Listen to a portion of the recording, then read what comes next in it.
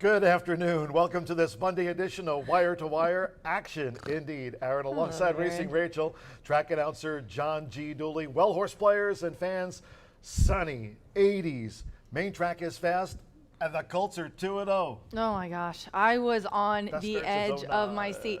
My dad texted me at the very end of that game, and when we kind of got the ball, and right before we kicked the field goal, he was like, "Oh my gosh!" And I said, "You should have heard it in here. This place erupted. It was such a good game to get invited to. Thanks to my friends Amanda and Tommy who asked me and Ray to go, and it was fun. It was a good game. Doink, Doink. a miss, a flag. I Good. thought he hit that first 60-yarder. And then I realized That just was now, nowhere close enough of a no, flag. but I was at a weird angle where I couldn't, I was like this to the goal.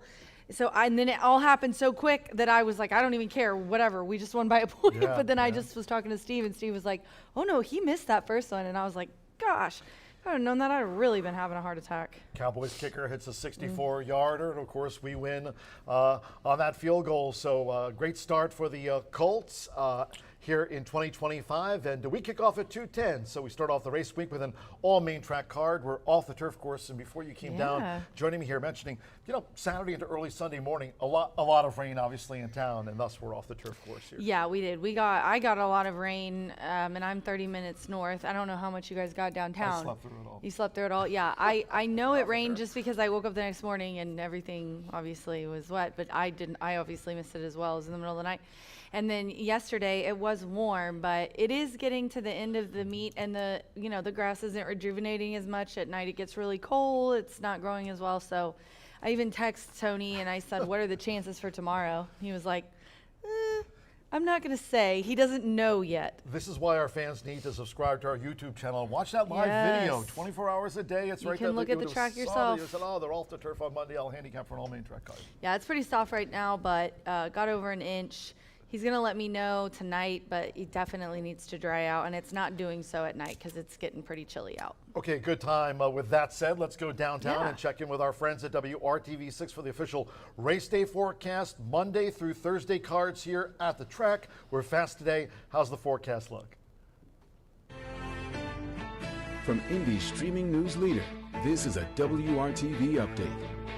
What a beautiful way to get our week started. Lots of sunshine out there and maybe a little cloud moving in from time to time, but generally sunny skies and beautiful weather. Temperatures are in the mid-80s. That's pretty warm for this time in September. We should be in the upper 70s, but we'll just keep on crushing it the next couple of days. Upper 80s Tuesday and Wednesday. We should stay dry as well, even though there will be just a few more clouds through tomorrow. Back to you, John.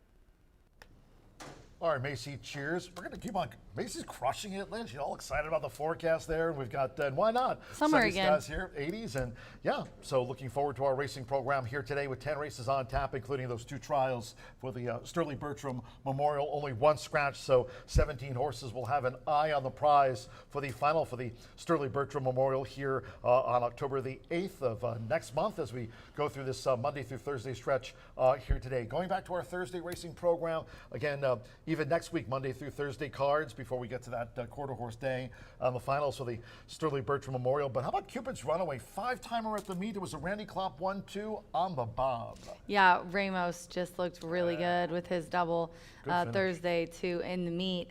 He definitely is trying to catch up here in the standings, and maybe we can look at those in a little bit, but they're on the outside. He was trying hard. You can tell that he was. Texas Free and the White Blingers, the Indiana breds come to the forefront. Cupid's Runaway was looking for a 5-timer at the meet. You have Joe Ramos with 61 wins here this season. Texas Free, both for Randy Klopp and Cupid's Runaway. He likes to cut it close to Cupid's does. Runaway, but he certainly, does.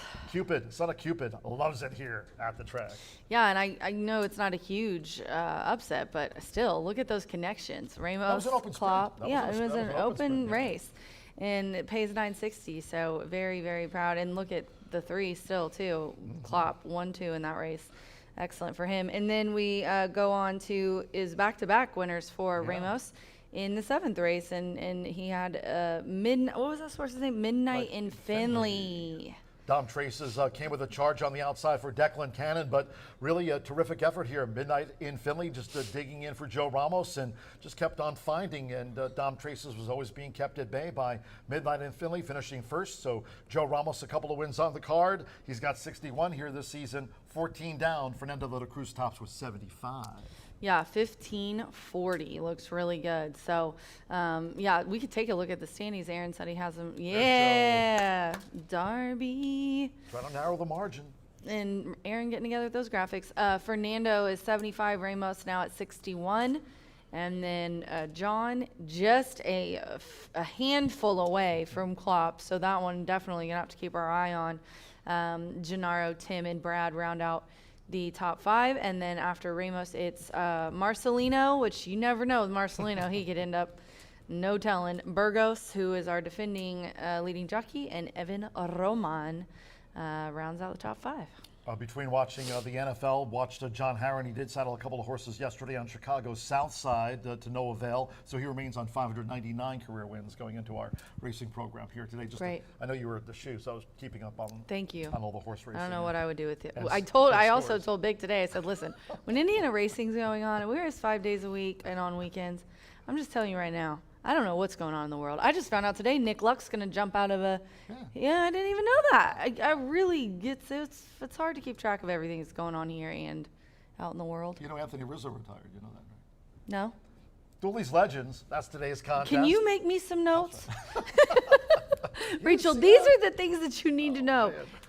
I can only read so much in the morning when I'm. We know for sure today's contest. Yes, it's a we know Monday. that. It's Dooley's Legends all the way through the closing week of the season. That through November 10th, as we'll wrap things up. Of course, still here with October, and what an exciting month October is between Hoosier Day at the top of the month and Indiana Champions Day at the end of next month. And then we go through the final month of the season. Dooley's Legends will continue each and every racing week when we run here on Mondays.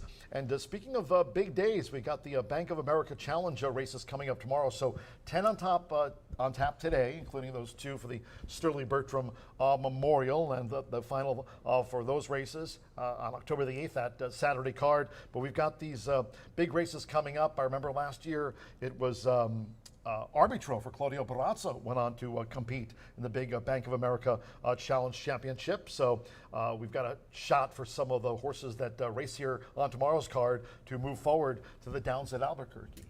Yes, definitely going to look forward to those tomorrow. They're the last 2 races. So, yeah, trials today, those tomorrow. Just some really nice. We're setting up really for some of the bigger races that we have in October. For the quarter horses, it's the last all quarter horse card that month. And then we also have the Indiana Champions Day, which I was just explaining is about 6 thoroughbred races, mainly stakes, and then handicaps. Yeah. And then the quarter horse the last half of it is quarter horse. It's a really big day, so there will be probably a lot more of those to come to set us up for some pretty big quarter horse races and thoroughbred really in the next month. We've hosted the Bank of America Challenge Championship here at Horseshoe Indianapolis. We'll be hosting. That was a big event. Yeah, that was pretty cool. We'll be hosting Hoosier Day here right at the top of next month. Hope you can join us. This is an action-packed day, so we'll get a kind of a handicap, an idea of those horses going forward that will continue their form. Again, it's such a long meet here, kicking off in April and all the way through, obviously, November. So you have some of those state-bred horses that maybe they've peaked already during the spring or the summer, or they're just rounding into the form. Consider Cupid's Runaway. He just notched that 5-timer, so he's been locking horns all season long. But this day is a prelude to Indiana Champions Day at the end of next month. But look at the lineup, $600,000 with those purses, those premier handicap races, including the Spelling Correct, Too Much Coffee, Piedi Bianchi, the Circle City, the Back Home Again. It's a terrific lineup. And again, thanks to the Indiana HBPA, we've got a special contest on a big day like this. Yeah, we got a $2,500 Legends handicapping contest sponsored by the Indiana HBPA. And then we will have be awarding our Herb and Darlene Likens Scholarship that day, courtesy of Itoba. And so a very nice day, Hoosier Day, Wednesday, October 1st, over $700,000 in purses on the day. I mentioned that Sterling Bertram. So the finals, we've got, of course, the trials today, 2 trials with 17 horses entered. in the trials, as there is one scratch, but the finals for that will be on the 8th. The old Quarter Horse Day is coming up here that Saturday, October the 4th. That'll be the last Saturday morning Quarter Horse card, so hopefully you can circle that down on your calendar. We'll have Hoosier Day on the 1st of October, and then 3 days later on that Saturday, the bright and early 10:45 a.m. kickoff with that final old Quarter Horse Day next month. Yes, it's going to be a really, I can't believe it's already mid-September. It's gone by so fast. Thanks to our big sponsors from start to finish for the 2025 race meet here at Horseshoe Indianapolis, Woodford Reserve, Tequila Herradura, Breed Development, Murphy Trailer Sales, the Winner's Circle sponsor here. Again, cheers to Bruce and Lori Murphy, terrific customer service and loyalty since 1984. You can reach out to them, just dial them up, 765-361-8803. Also, B&H Electric, they are our tote board and starting gate sponsor. They've got locations not only in Shelbyville, but Seymour, Bloomington. They're on the web at bh-electric.com. And of course, last but by no means least, Indiana's Giant Hubler. You've heard it right out of Rachel's mouth. I mean, just drop the name, maybe the price will drop on a brand new Ford truck. Shelbyville, Franklin locations for our friends at Indiana's Giant Hubler. They're on the web at drivehubler.com. Rachel looking up some PPs and sticker prices as we speak. I Also on social media, if you'd like to reach out to us, you certainly can. There we go, including Martha Clausen talking about later today those Sterling Bertram nice Memorial ones. Trials. Yeah, looking forward to those. So. Yeah. And also TrackWise, we want to just remind all of you, we're on X, we're also on Instagram. And again, if you subscribe to our YouTube channel, Horseshoe Indianapolis Racing. Watch us live. Well, I mean, not the races. You can click on there at midnight. You can see it's dark. Maybe you can see that a storm is brewing. First thing heavy you get up rain. in the morning, you think, well, let's see if we're going to be off the turf today. You just pull up exactly. the Horseshoe There you go. YouTube, and also you can watch replays for completely free, all of them, every day on our YouTube channel. All sounds good to me on a beautiful day here, sunny skies and that summer-like temperature. Of course, we certainly appreciate Macy Tetrick joining the broadcast here, talking about the forecast for not only today, but this race week. As Macy said, I mean, just let's crush it, I think, this week. We're going to have It's going to be hot. It's going to be warm. It's going to be very nice. Again, today, as part of our 10-race car, the trials for the Sterling Bertram Memorial. Those finals, again, coming up next month on the 8th. And then also tomorrow, we've got some big races that could have a massive impact. The Downs at Albuquerque for the Bank of America Challenge Championship. So a lot to look forward to here this week. Then we'll have no live racing on Friday, Saturday, nor Sunday. So off today at all, main track card at 2:10. Quick commercial break here on this Monday, Dooley's Legends edition. Dooley's Legends Wire Day. to wire. Stay That's what they tuned. call Mondays here. Vikings, Brian, Skoll. Back with Brian Aragoni right after this. Skoll.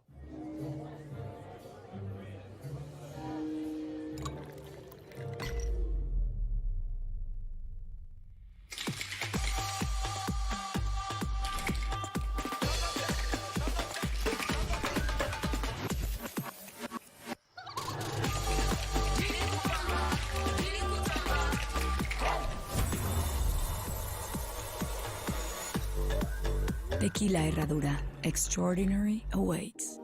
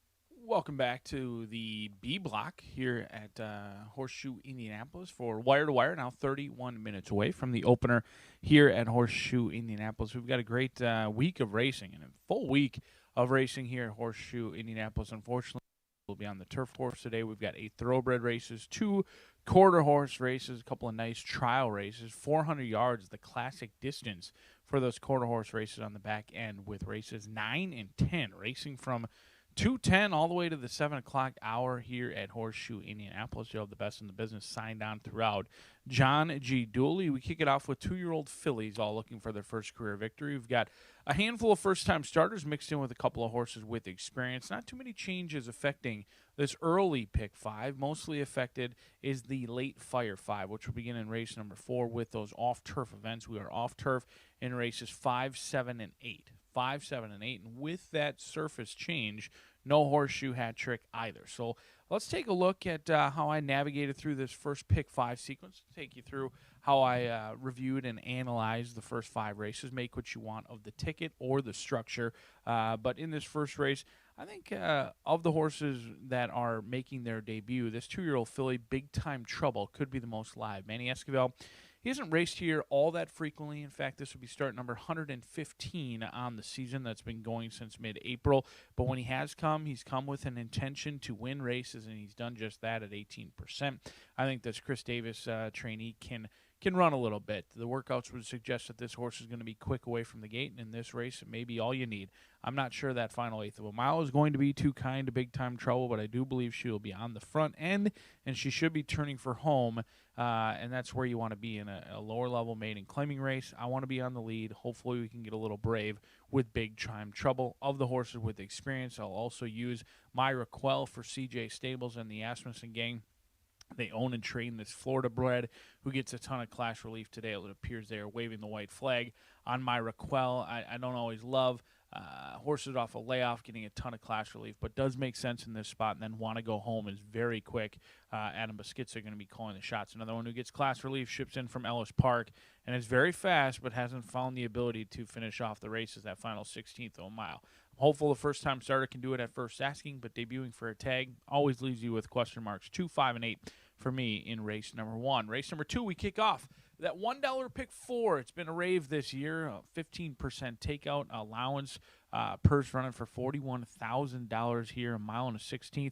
6 of them will go to the starting gate. 1 will return the winner in this spot. And I think this is a wide open race. I mean, you could easily even add in the 1 and the 4 in here. I think it's wide open. Get Even Kid is going to take a lot of action for John Herron, but is trying winners for the first time. Took 11 races to get that elusive first victory. I've got my question marks.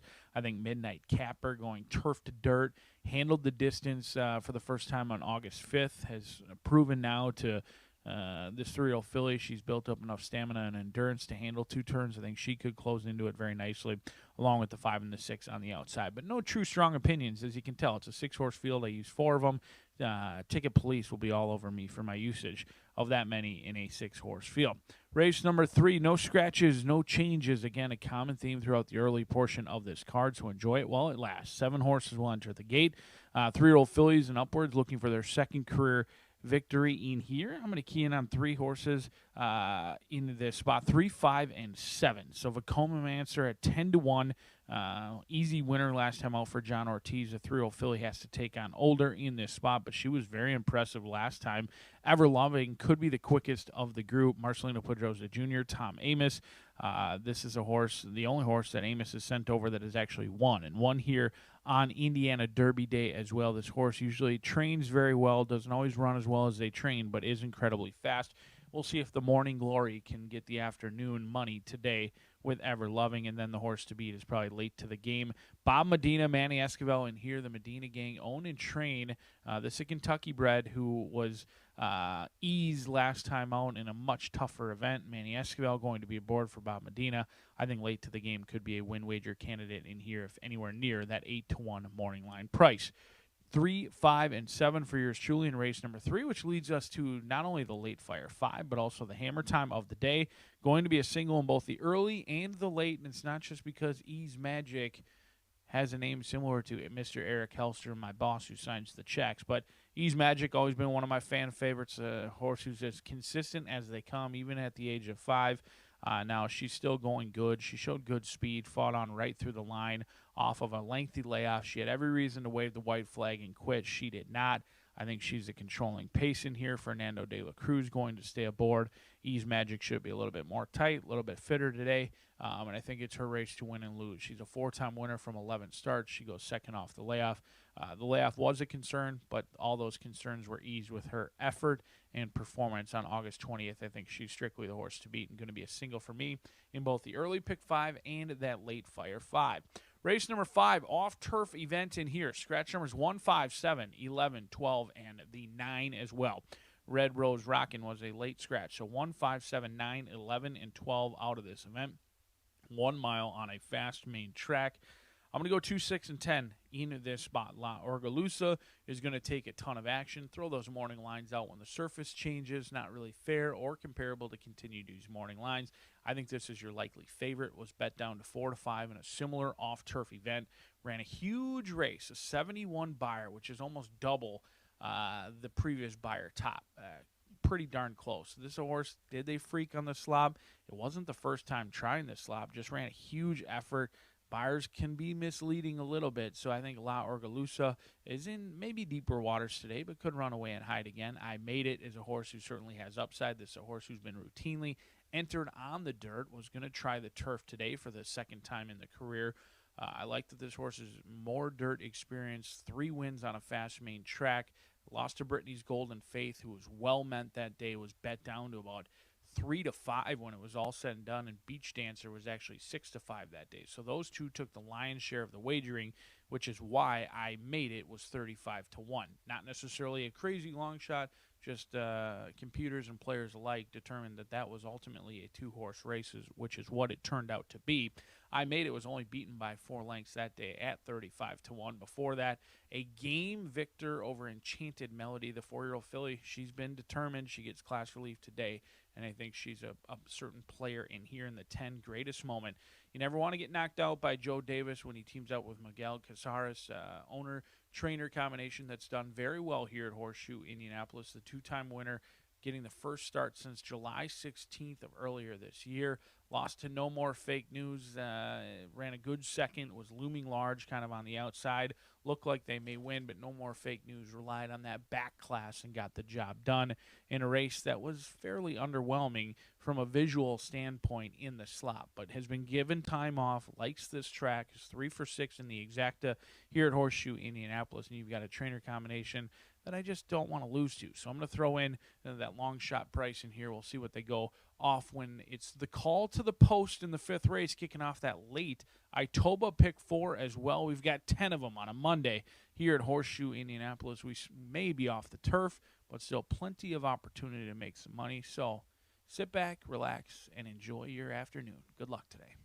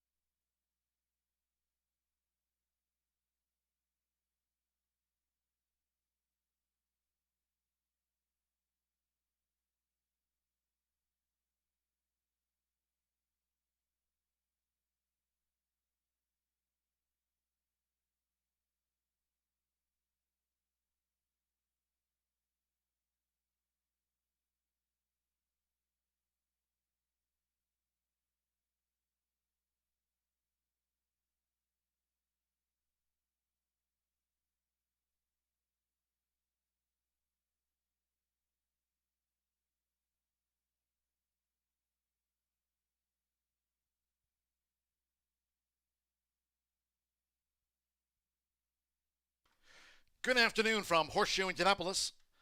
Hello now from the broadcast booth. Great to have you with us today to start off this race week. Track announcer John G. Dooley. 10 races on tap under sunny skies, 80s, all main track hard.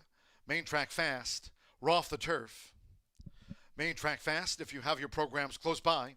Let's take a look at the changes and corrections on today's racing program. Starting the week off with a maiden sprint. First leg of the 50-cent early pick 5. No changes at the top of the card. All a run, maiden sprint opener at 210. No changes in the second race. Starts at the $1 early pick 4. In the third, in this sprint, no scratches, no rider changes. Number 1, Veggie Doll, add 1 pound to the listed program weight. The fourth race starts the 50-cent late pick 5. All main track card, no changes in the fourth. Race 5 is off the turf. The fifth race will now be run on the main track over the flat mile. Scratch 1, Sweet Enchantment. The 5, Princess Calamo. Take out the 7 pounds in town. Scratch 11, Juicy Justice. And scratch 12, Jack Summer. 13, Talent Show, as noted, will run. Talent Show, the 13 runs. Scratch the 1, 5, 7, 11, and the number 12, all main track card. There's no $1 horseshoe hat trick, all turf pick 3. No horseshoe hat trick, all turf pick 3 today. Following the mile, race 6, made in juvenile sprint. Here, scratch 9, JR Shadowboy. 13, Tainted Justice. The 14, El Aracadas. 15, Gunzo. And take out number 16, the King Stinger. Scratch the 9, 13 through the number 16. All have been scratched. No rider changes. 8, Dahmer, 1 pound over. The 1, Tata Today Jr. is a gelding. 5, Show Me Justice, a first-time gelding. On to the 7th race we go. One of the 3 taken off the turf course. Race 7 at 5:16. The maiden will now be run on the main track at 1 mile and 70 yards. Here, scratch the 6, Oraculus. 11, Royal Scarlet. 15, El Zane. And scratch the 16, Sonny Bates. 13, Win for Spite draws in. The jockey, Sammy Bermudez. Win for Spite will run. Sammy Bermudez on 13. Win for Spite. The 14, Dawn After Dawn, also draws in. Dawn After Dawn, the 14, also runs.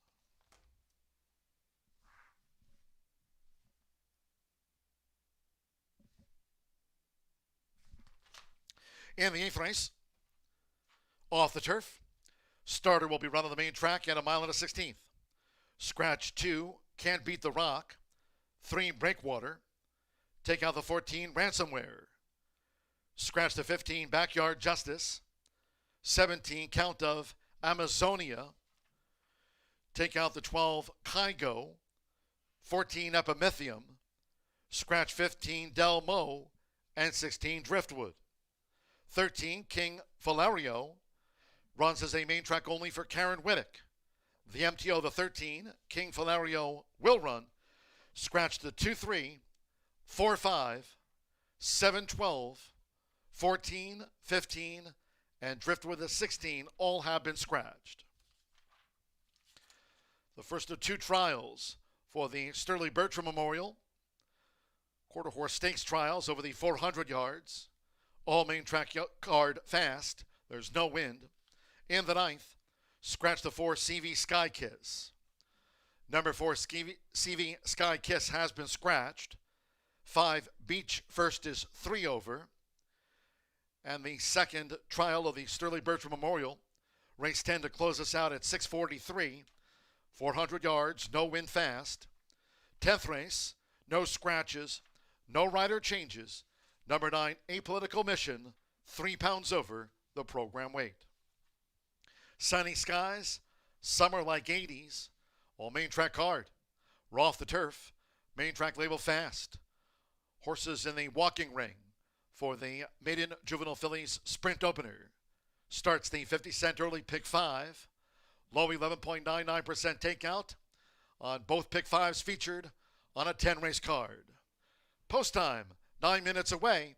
Make it a great day with us here to start off the week at Horseshoe Indianapolis.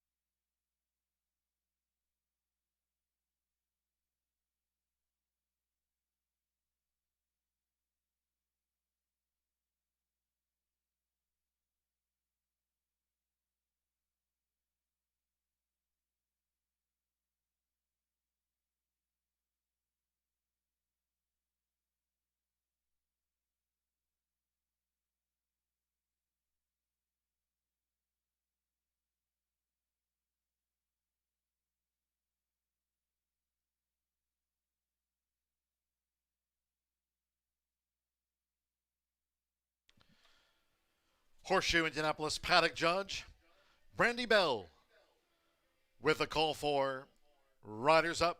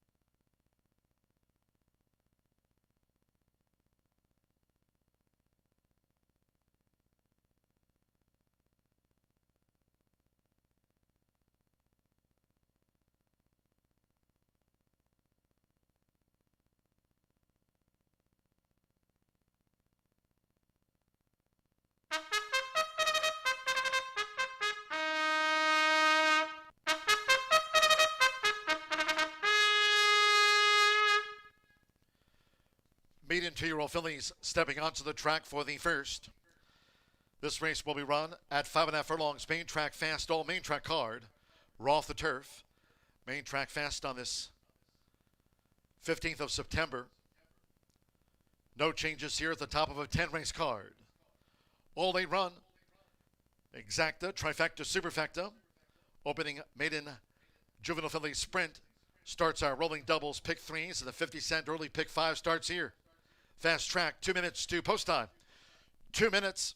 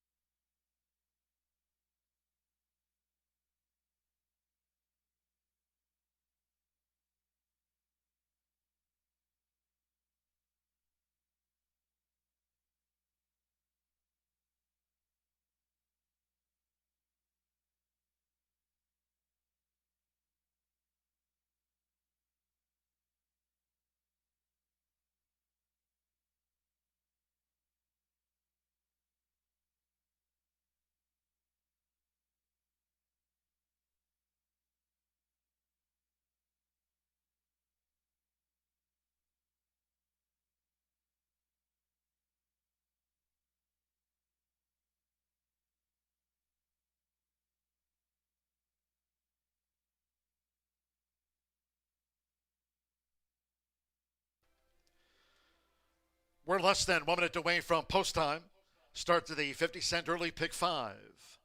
Main track fast, or main track card. Less than 1 minute.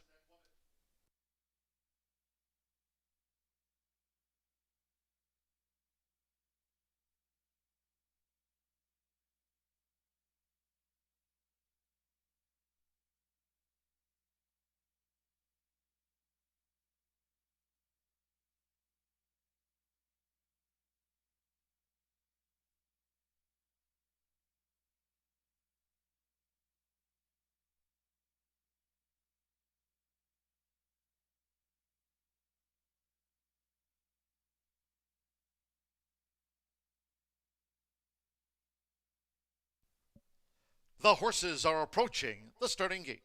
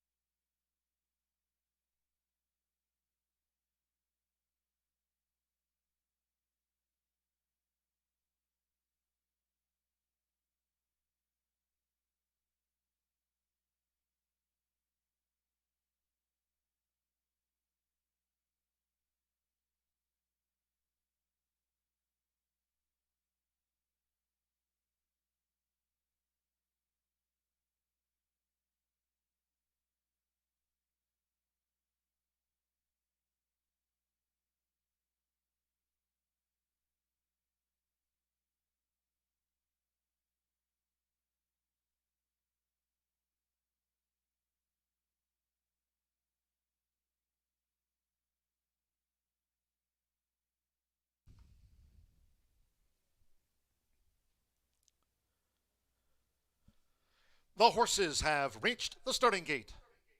It is now post time. They're going in. Sammy Bermudez. And the first time starter, A Little Patience. Big Time Trouble, Manny Esquivel. For Chris Davis, the Dare to Dream stable newcomer. Big Time Trouble went in well. Eric Asmussen, My Raquel loaded. Now Miss Impress, leading jockey Fernando de la Cruz with 75 wins here this season. Miss Impress has the white dots on the black sleeves. Right now, Wanna Go Home. Even Money, the first favorite. 9-5, My Raquel. 5-1, Big Time Trouble.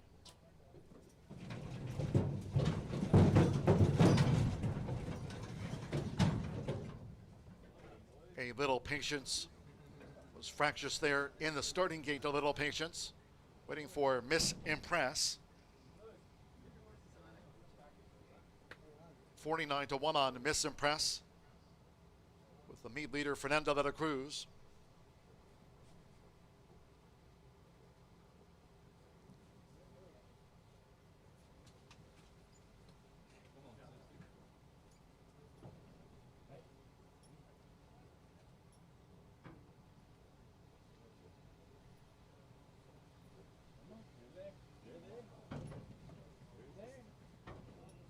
The 4-race maiden, Miss Impress, out to 52-1, has gone all in. Augustin Gomez with She's Mad. Jan Hernandez Mescool. Even Money, Wanna Go Home.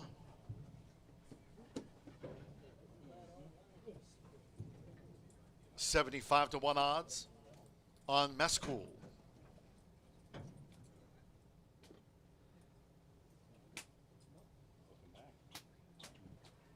At 5.5 furlongs here at the top of the card. Now 4-5 on Wanna Go Home.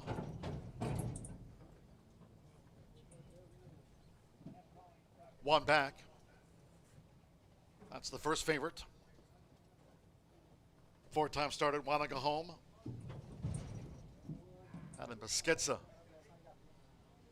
here with the 4-5 Wanna Go Home. All 10 races today on the main track. Main track fast under sunny skies. Here comes the first. They're in the gate.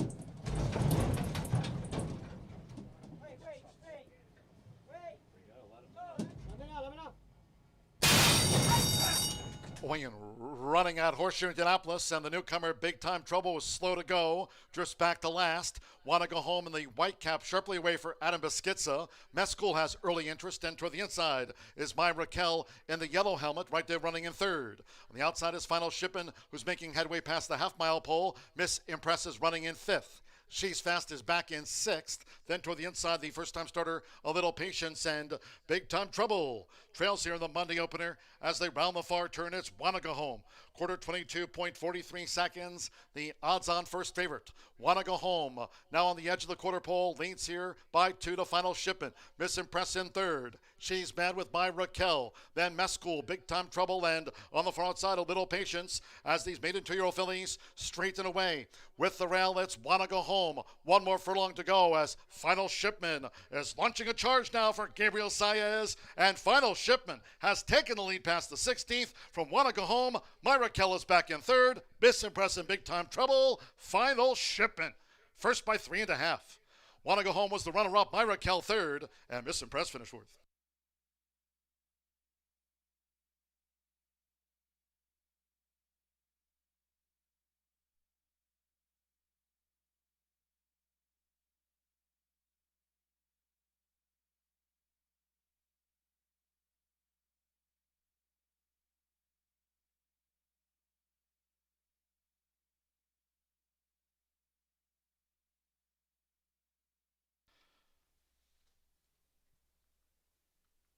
.105.50 seconds after the maiden juvenile filly sprint. 105.50 seconds. 3:826. The judges have posted the full unofficial run order to the first of the day. Number 3, Final Shipment. 7-1 first. Number 8, Wanna Go Home. 3-5. The first favorite was the runner-up. 2, Myra Kell. 2-1 third. And at 49-1, the 6, Miss Impress gets into the frame for fourth. Big Time Trouble was next. 3:826. 5 on the slow-mo. 105.50. A little patience with She's Fast and Mess Cool. Hold all tickets until official. Gabriel Saez on the daughter of Midshipman at second asking for Jarvis Racing Stable. And a Carl DeVille win at 7-1.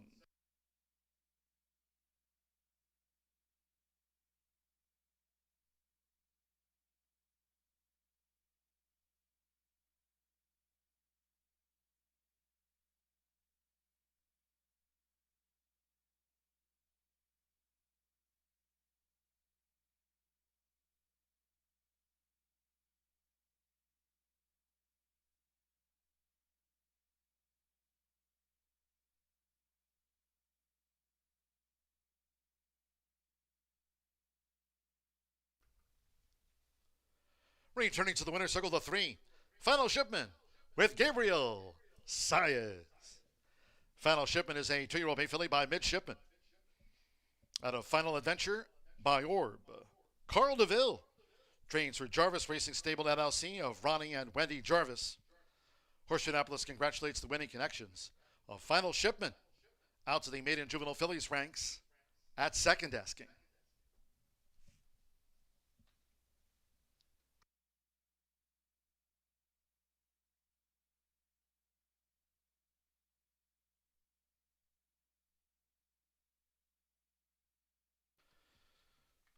Race 1 official. Result confirmed by the judges. Final Shipment has beaten home Wanna Go Home. Myra Kell, Miss Impress, fourth official. 3-8 exacta, $34.60.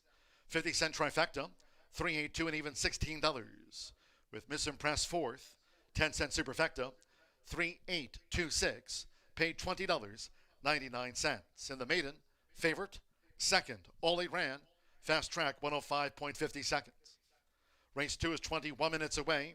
No changes in the second of 10. All main track card, as we've noted. Main track fast. Race 2 with exacta, trifecta, superfecta. Double pick 3. Start to the $1 early pick 4. Post time for the second race at 2:42 in all cases if you can.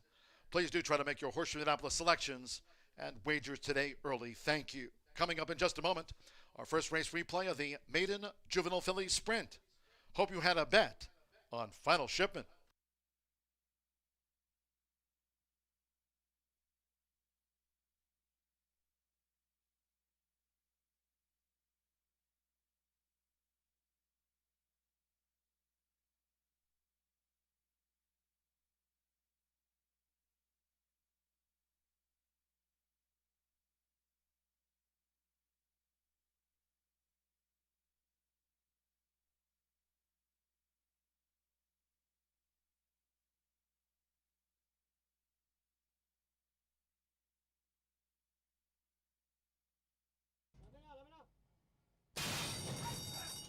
Weighing running at Horseshoe Indianapolis, and the newcomer Big Time Trouble was slow to go, drifts back to last. Want to go home in the white cap, sharply away for Adam Beschitza. Mescool has early interest, and toward the inside is My Raquel in the yellow helmet, right there running in third. On the outside is Final Shippin', who's making headway past the half-mile pole. Miss Impress is running in fifth.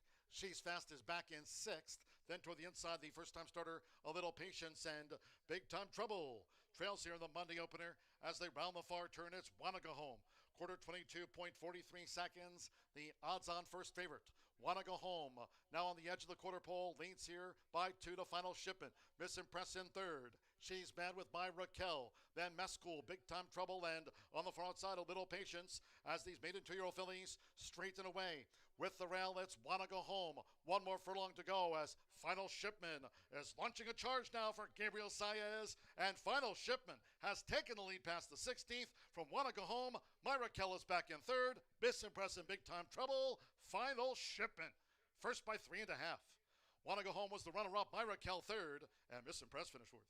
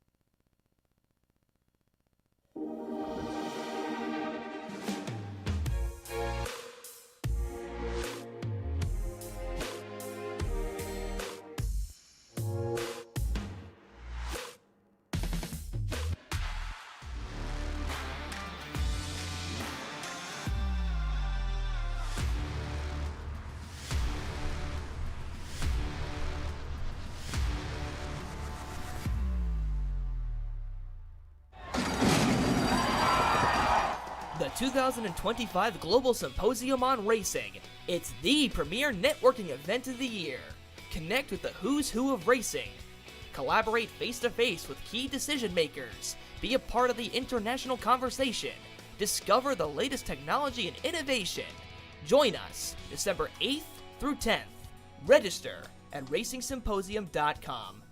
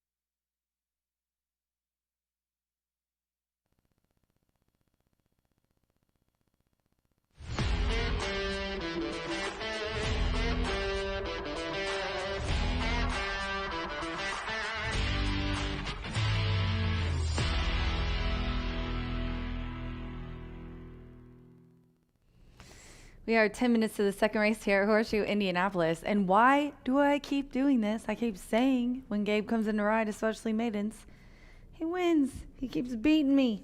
And he did it in the last race. $17 winner. Final shipment for Carl DeVille. Gabe Saez with a nice ride. Let's go on to the second race, and we've got 6 betting interests in here. This is an Indiana sired 3-year-old and up allowance for the ladies. They're going a mile and a 16th on the fast main track here, and I landed on the 3. It's the 8-5 favorite right now, and that is Get Even Kid. This 3-year-old filly by Pataki Kid has not been worse than third in 5 starts. She finally broke the maiden when she was stretching out to a mile and a 16th. And it seems that that's her favorite because she's had a first, second, and a third at a mile and a 16th. Yeah, she's 1 for 12, but we do have all of these horses in here are non-winners of 1, and non-winners of 2, and yeah, she just broke the maiden last time out. Of course, this is a step up. I just think that the speed that she showed last time winning gate to wire, and she showed that she really does like going long. She looks like the one to beat here.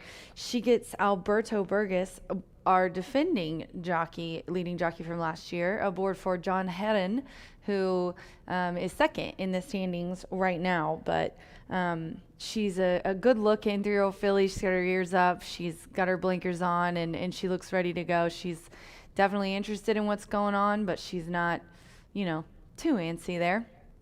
And then I'm going to go to the 6. Estrella Brillante. Estrella Brillante. I love it. 3-year-old filly by Spite Song, and the dam is Hawaiian Sky. Tony Duran and Katie have bred, owned, and trained this 3-year-old filly. Rodney's up here today. He has the last 3 times that she's ran. She ran, if you go 3 back on July 29th, she was on a good turf course routing going a mile, and she was 3rd. Then they were sprinting on the dirt. Broke the maiden finally by 5 1/4, and then she comes in first time with winners back to 2 turns, and she ends up getting second in that field. She kind of stalked the pace. She didn't have a big kick, but she definitely held her position really well. And running second versus similar, first time with winners, now it's second time with winners. That's definitely an adjustment. She's a really pretty bay. And I think she's got a nice shot, and also has good numbers. There aren't any huge speed balls in here, but right after the 3, the 6 looks good. And then the 4, the Gonna Getcha, Gonna Getcha is a 3-year-old filly who is trained, owned, and bred by Tiana Richardville. This is a filly who she ran on. I went back to August 5th when she was running at a mile with Hannah up in that race. She ended up beating a neck for 3rd. And she put up 64, which is right below 68, which is my top selection. Then she ran turf a couple times. I don't think she liked that very much. I like that she's getting back to dirt, and I like that she's routing still.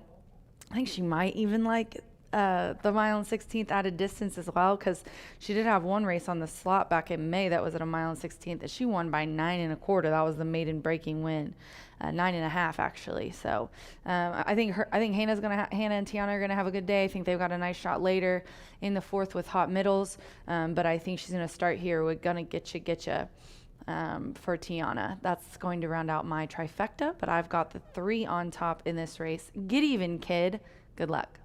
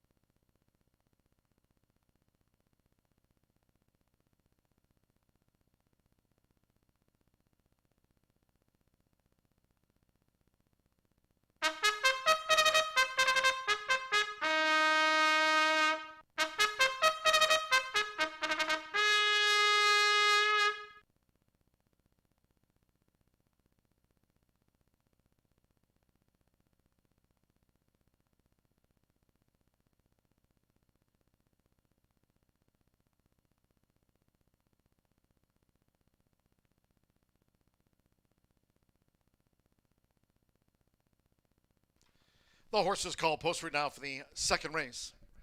This race, Cardiff, for the main track over the mile and a 16th, a field of 6. No changes in this one. All 6 start. Exacta, trifecta, superfecta, double pick 3. Starts at the $1 early pick 4. Fast track with 3 minutes.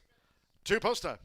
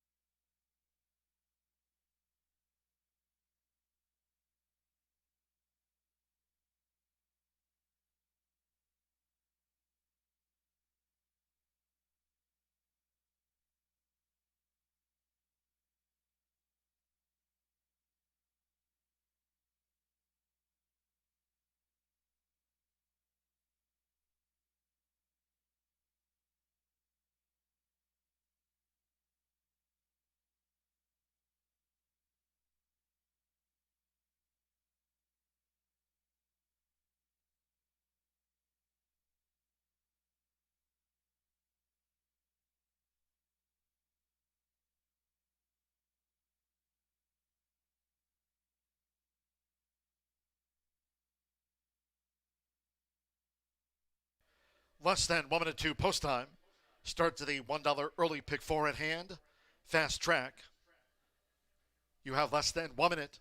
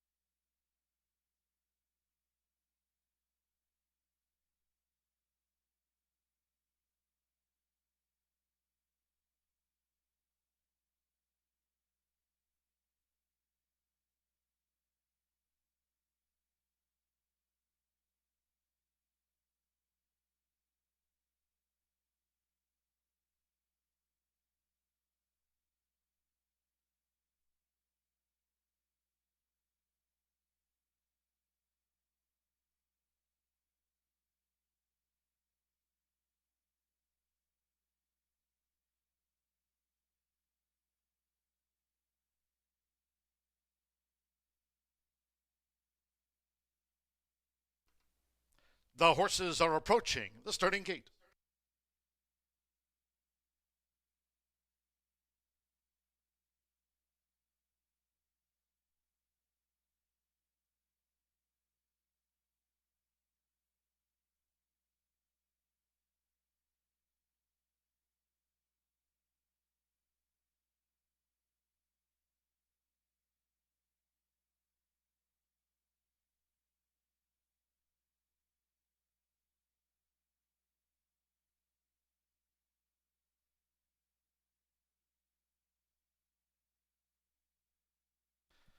The horses have reached the starting gate. It is now post time. Loading in front of starter Ray Kowick.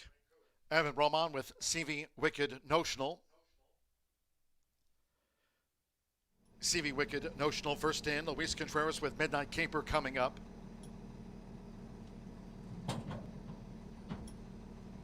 Alberto Burgos with Get Even Kid. Last out winner here, Get Even Kid, went it well. Hannah Leahy with Gonna Getcha Getcha. Couple them back. Jose Gutierrez with No Trust. One more. Rodney Prescott with Estrella Brillante. Or the Milan 16th for the second of the day from Horseshoe Indianapolis. They're in the gate. And they're off. Get Even Kid toward the inside. CV Wicked Notional with speed for Reverend Roman to take charge of the pace. CV Wicked Notional leads Get Even Kid, who's right there in the green cap, with on the outside Gonna Getcha Getcha, No Trust in the four-path, and Estrella Brillante's out there on the ledge. Midnight Caper near the rail. They go to the back of the track, and it's CV Wicked Notional, who leads Get Even Kid at the 6.5. Midnight Caper's just in third. Gonna Getcha Getcha. In the orange sleeves, in between horses with No Trust, and Estrella Brillante has dropped back to last. The opening quarter in 24.93 seconds at 35-1. CV Wicked Notional leads here from Get Even Kid, who's right there on the outside. Now to take a short lead for Alberto Burgos, it's Get Even Kid, who's in front of long odds CV Wicked Notional as they head toward the far turn. Gonna Getcha Midnight Caper there a joint third. No Trust is running second to last, and Estrella Brillante still trails the Fillies of Mare Sextet. Half mile 49.72 seconds around the far turn that way. It's Get Even Kid. Get Even Kid leads. Gonna Getcha, who takes up the pursuit now of the leader for Hannah Leahy at the 2.5. Midnight Caper toward the inside. No Trust is running in fourth. Estrella Brillante just picked up CV Wicked Notional, who's dropped back to last. Under a quarter of a mile to run. Get Even Kid spins them in. Gonna Getcha, Midnight Caper, 3/4. 1 minute 14.79 seconds with Alberto Burgos. It's Get Even Kid, who leads here by 3, coming down to the final 16th from Midnight Caper. And then Gonna Getcha, No Trust in Estrella Brillante. They're near home. It's Get Even Kid. It's a 600th career win for John Herron. Get Even Kid won by 5 from Midnight Caper. Then a gap away, third's close, between Estrella Brillante with Gonna Getcha, No Trust, and CV Wicked Notional trailed home.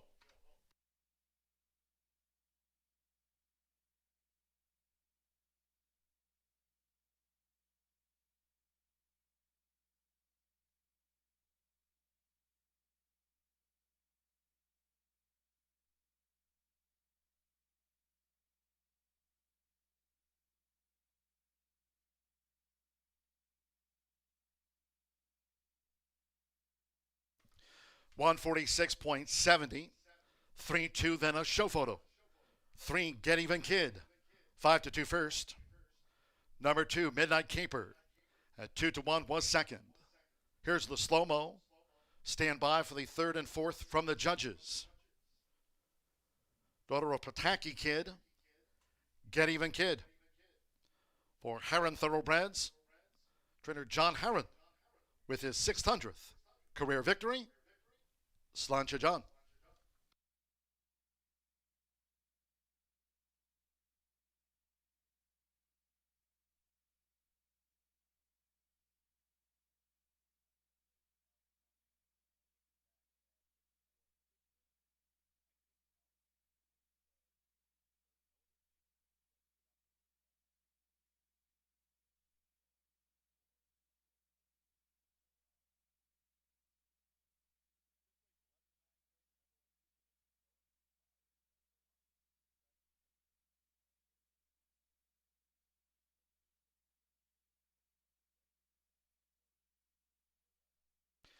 The judges have posted number 4, Gonna Getcha third. Edged 6, Estrella Brillante fourth. No Trust and CV Wicked Notional 3-2, 4-6, 5-1.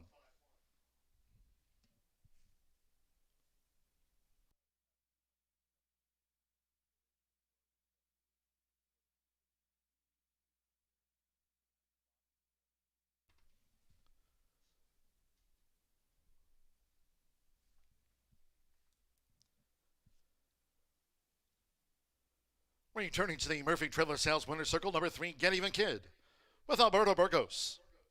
Get Even Kid is a 3-year-old Gray Roan filly by Pataki Kid out of the Even the Score mare, Hard to Get Even. In the white, green chevrons and a green cap for Heron Thoroughbreds NLC. Trainer John Heron with his 600th career victory here with Get Even Kid at 5-2. It's official.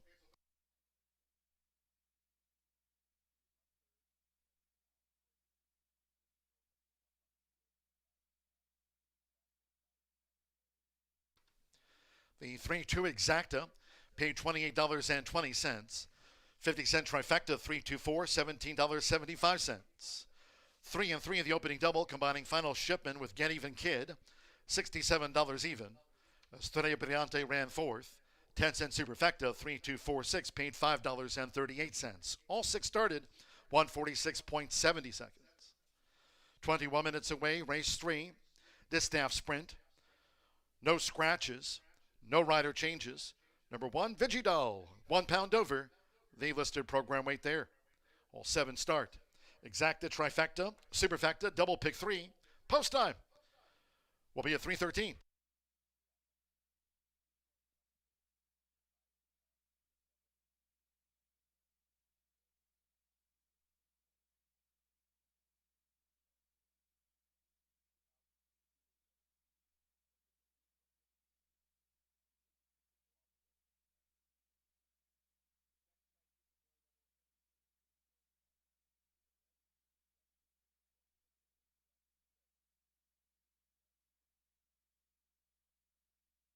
The Renegade.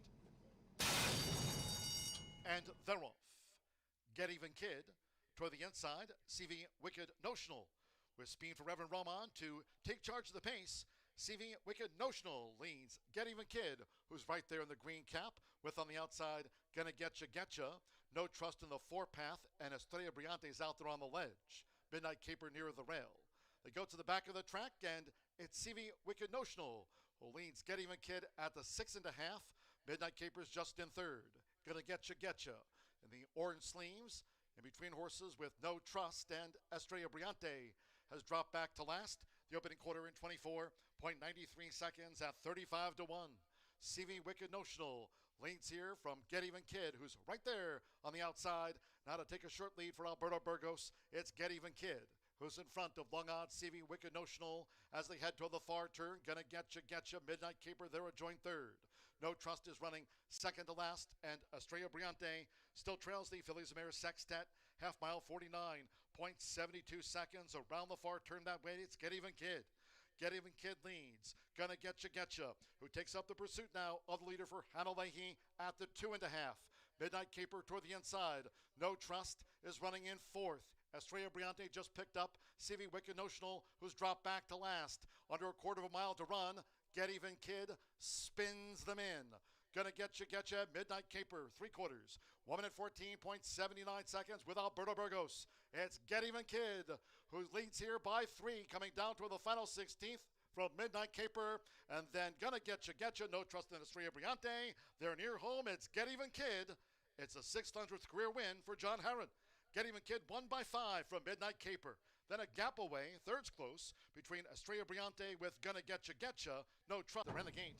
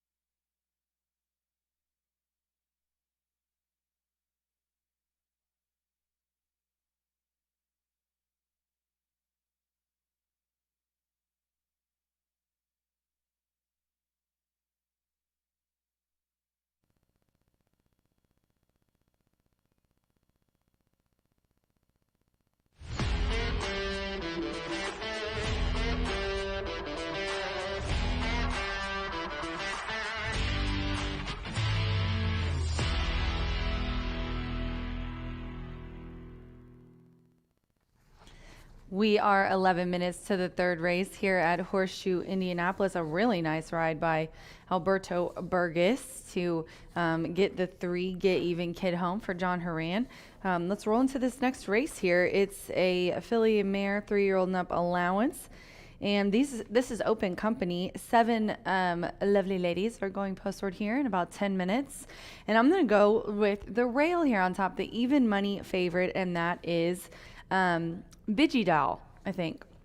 Really cool note from Tammy on this current even money favorite. She's such a leggy, cute little gray. I couldn't stop staring at her last time she ran here on July 28th, but she sold for $350,000 at the Ocala Breeders' Sale in the spring of last year.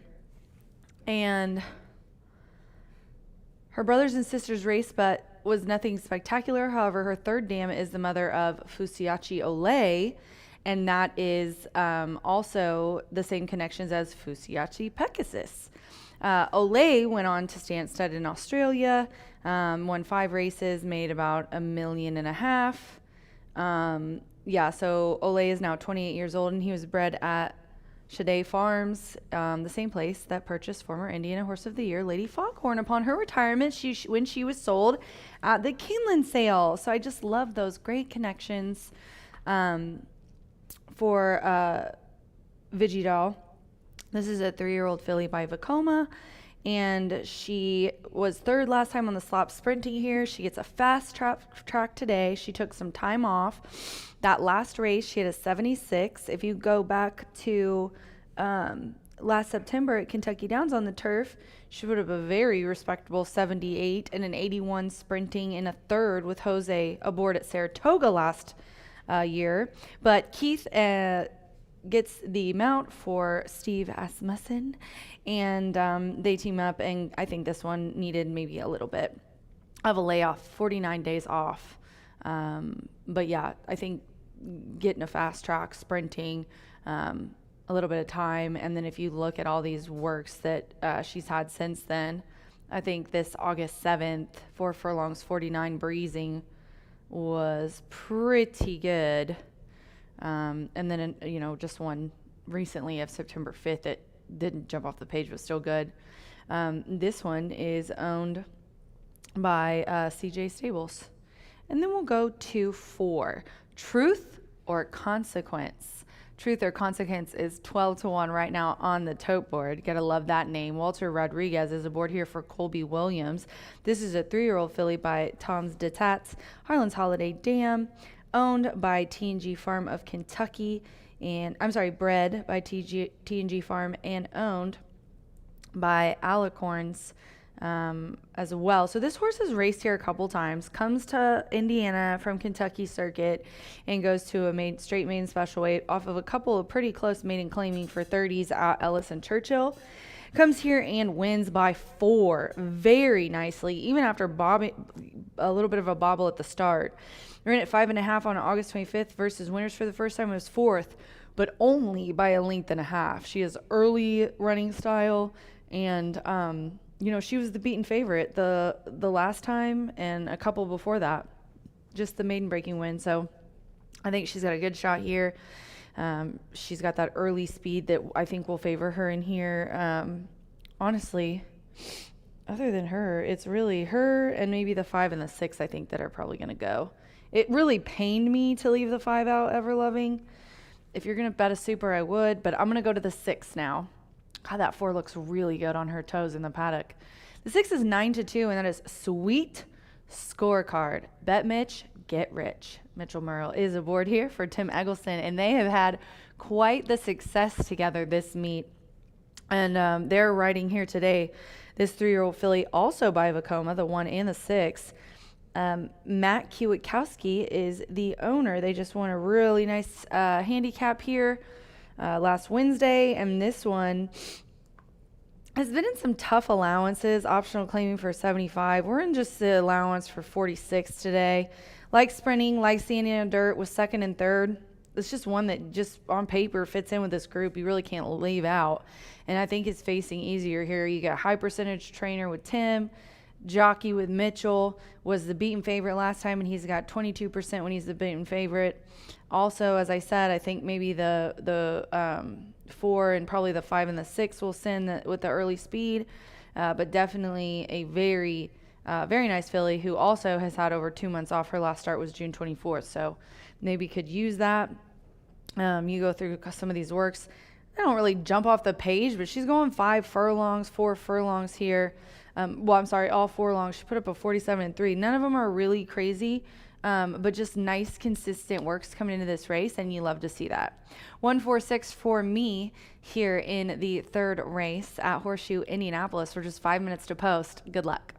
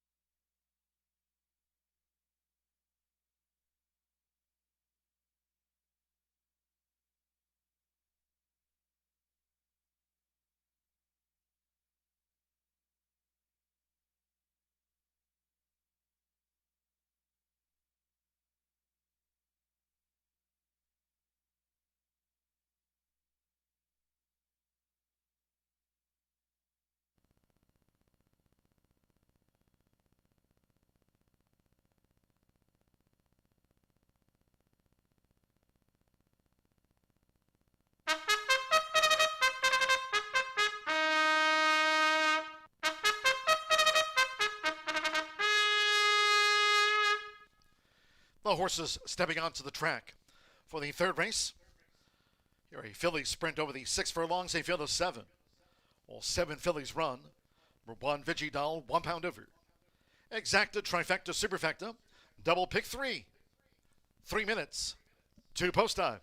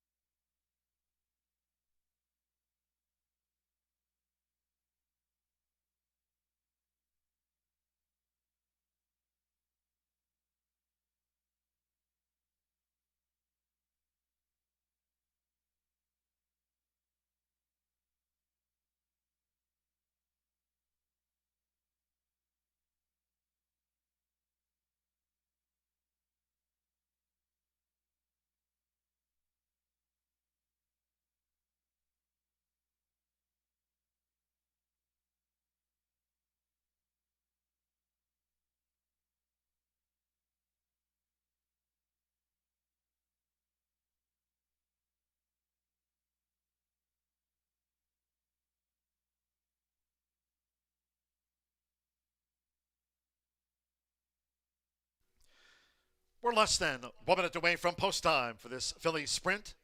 All 7 run. Less than 1 minute.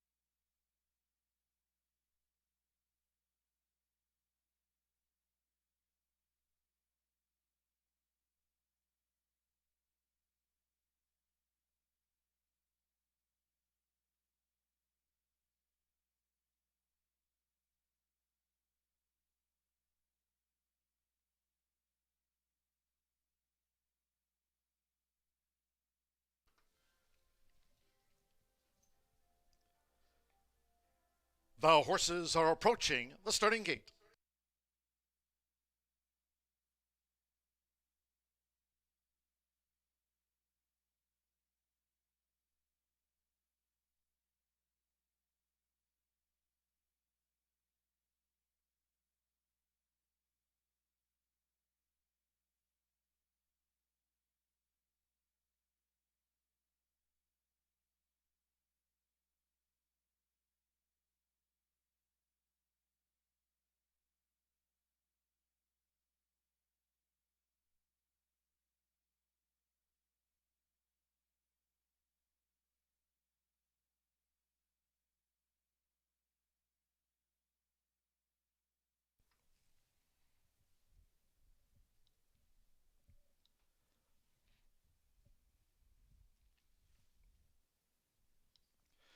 The horses have reached the starting gate. It is now post time. Loading for this Philly sprint. Keith Asmussen with Vigi Doll.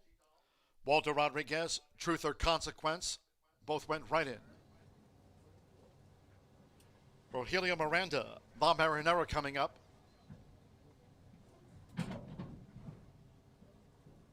Marcelino Pedroza Jr. with Ever Loving. The red and white blocks. Now the Comancer. Gabriel Saez won the opener. Final shipment and Get Even Kid, our first 2 winners, 2 back. Mitch Merle, Sweet Scorecard, drew 6.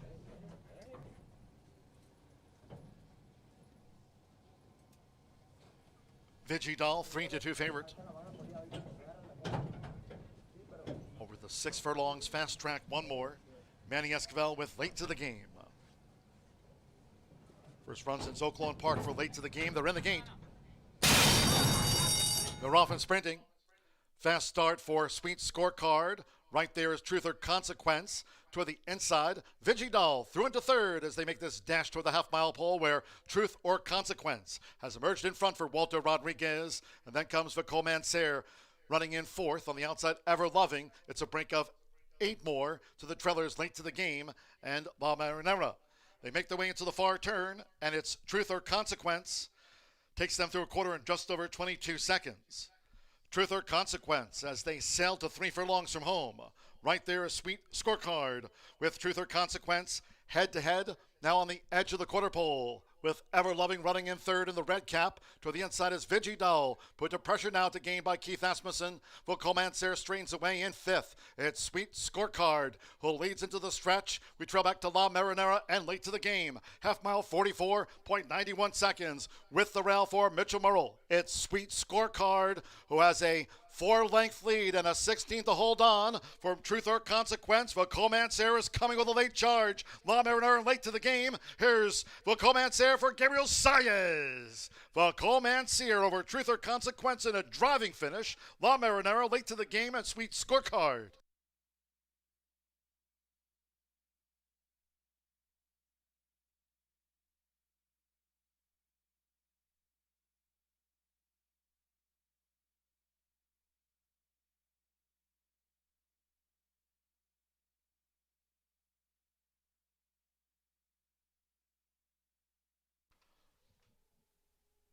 110.82 after the Phillies sprint.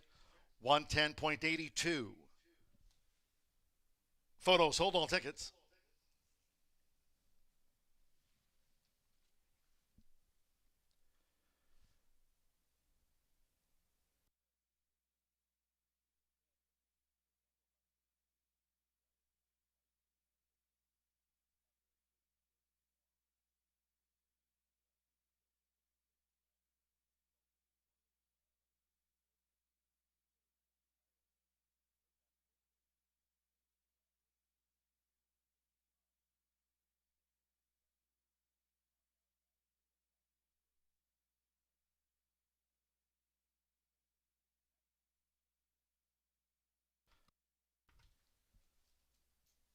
Number 3, Vocomancer, 8-1 first.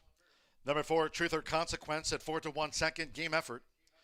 Number 2, La Manera, 62-1 third. And 6, Sweet Scorecard, 2-1, holding on to fourth to get into the frame. 3-4-2-6, double on the card for Gabriel Saez. Took out the opener with Final Shipment. Here for Johnny Ortiz and Dream Big Racing, Vocomancer, back-to-back here at 8-1. 3-4-2-6.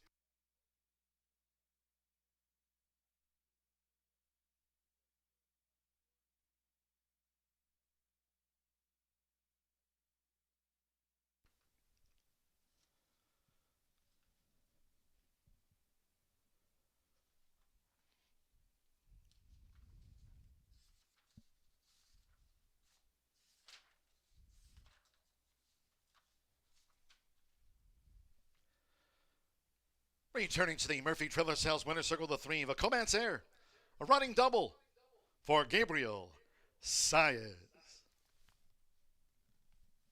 Vocomancer is a 3-year-old chestnut filly by Vekoma. Out of the Unbridled Song Mare, Smile for a Mile. She's trained by Johnny Ortiz. For John Wayne's Dream Big Racing LLC, Horseshoe Indianapolis congratulates the repeat meet winner. Vocomancer was 8-1 today.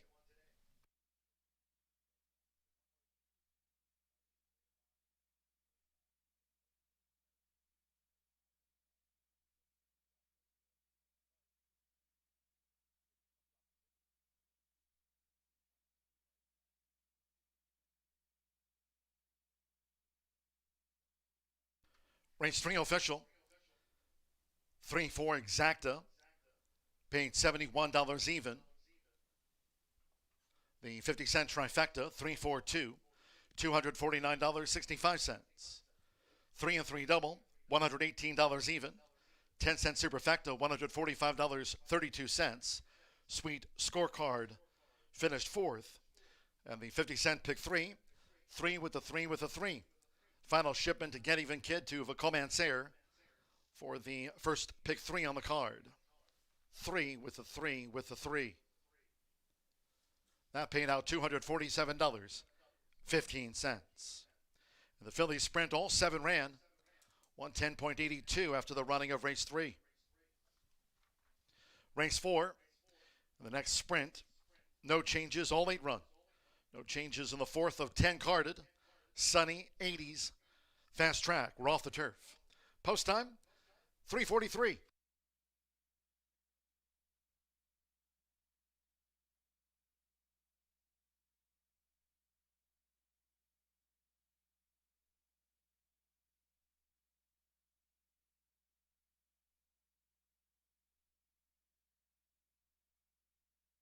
The game, they're in the gate. They're off and sprinting. Fast start for Sweet Scorecard. Right there is Truth or Consequence. Toward the inside, Vigidal through into third as they make this dash toward the half-mile pole where Truth or Consequence has emerged in front for Walter Rodriguez. And then comes Vocomancer running in fourth on the outside, Ever Loving. It's a break of 8 more to the trailers late to the game and La Marinera. They make their way into the far turn, and it's Truth or Consequence. Takes them through a quarter in just over 22 seconds. Truth or Consequence as they sail to 3 furlongs from home. Right there, a Sweet Scorecard with Truth or Consequence head-to-head, now on the edge of the quarter pole with Ever Loving running in third in the red cap. To the inside is Vigidal. Put to pressure now to gain by Keith Asmussen. Vocomancer strains away in 5th. It's Sweet Scorecard who leads into the stretch. We trail back to La Marinera and late to the game. Half mile 44.91 seconds with the rail for Mitchell Murrell. It's Sweet Scorecard who has a 4-length lead and a 16th to hold on for Truth or Consequence. Vaucomancer is coming with a late charge. La Marinera late to the game. Here's Vaucomancer for Gabriel Saez. Vaucomancer over Truth or Consequence in a driving finish. La Marinera late to the game. They're in the gate.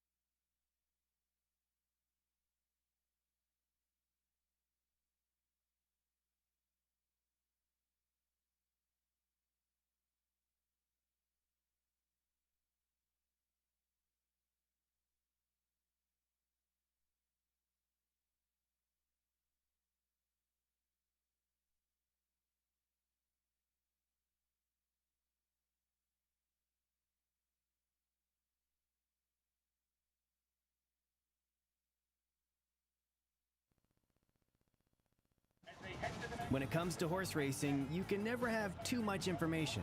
With Twin Spires, you can place your bets with confidence. Whether you use handicapping insights like our Brisnet speed ratings, prime power, and past performances, the guidance of our experts' top picks, or just choose a name that catches your eye. Yes! No matter how you pick your horse, bet with Twin Spires. And now you can race to victory with Twin Spires tournaments. At the Thoroughbred Aftercare Alliance, we believe in giving every thoroughbred a second chance. And thanks to you, the owners, trainers, breeders, and every supporter, You've created a ripple effect of change that's helping these magnificent animals move on to new careers and safe, fulfilling lives after racing. Every single donation, whether big or small, is contributing to a brighter future. But this race is just beginning. Because of you, we have gained incredible momentum and we're ready for more.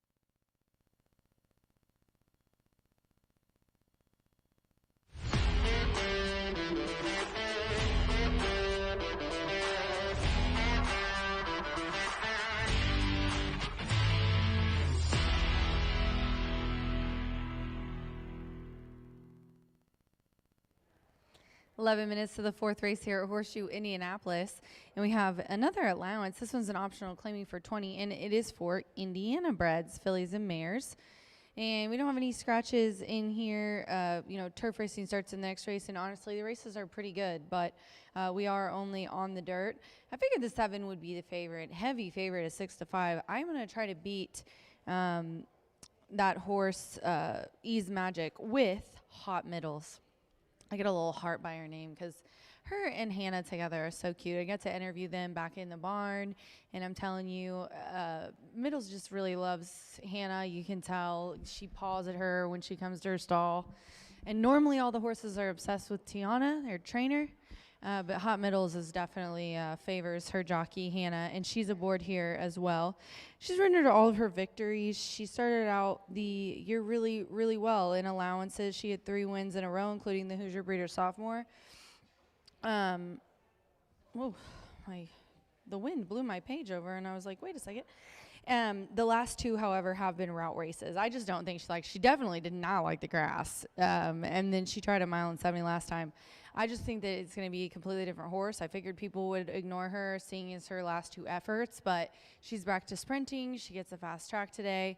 I just think that she is definitely going to be a very nice, even that she drew the inside. I probably would have picked her on top anyways, but the fact that she drew the inside, doesn't have any horses to her left, is definitely a plus for her.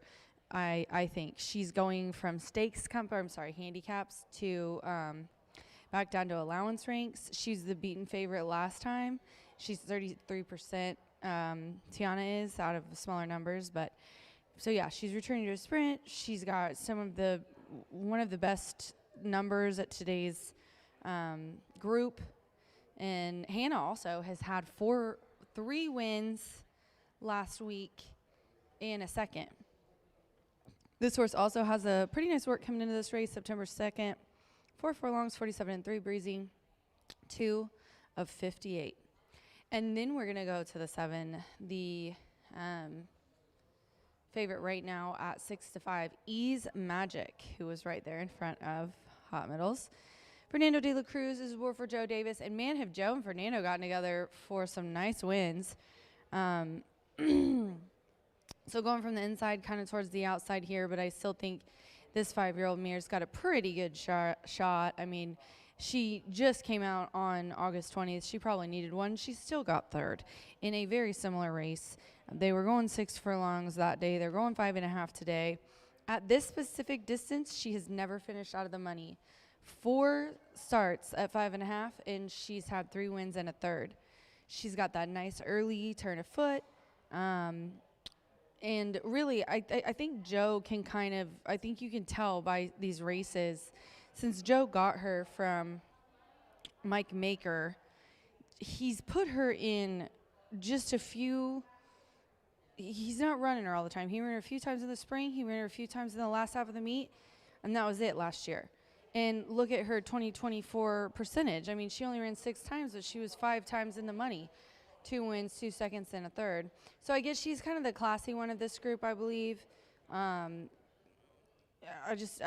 think with some of these numbers, I mean, at the distance, she's put up an 80 and an 81. A little bit faster when she got to go a little bit longer, but Ease Magic is definitely going to be there. I don't blame anybody for putting her as the favorite. The 3, Lil Gin in Class. Every time I don't pick this horse and it runs good, I hear about it. This is definitely a horse that tries every time. Came out on 2025 debut with a win, then went to one of these optional claimers. A little bit different of conditions on that one. In May 27th, and won by 4.25 with Mitch up. Mitch is aboard again. They were so close in the checkered flag to winning, and that was a dead heat for the win. So, right there, second by less than a length. And then has gotten back to the allowance ranks, and I don't know if it was the slop or what, but the last couple, she just hasn't been herself. So last race was on August 20th, so less than about a month ago. But yeah, bet Mitch get rich. I do think Lil Jen in Class is going to be right in there, right in the thick of it, and it's 5-1 as well. But I got to go with my girl Hot Middles and Hannah and Tiana. I'm rooting for the girls here in this one. I just think that she's really more talented than her last couple of starts have shown. She's 9-2, so I'll take it. Good luck.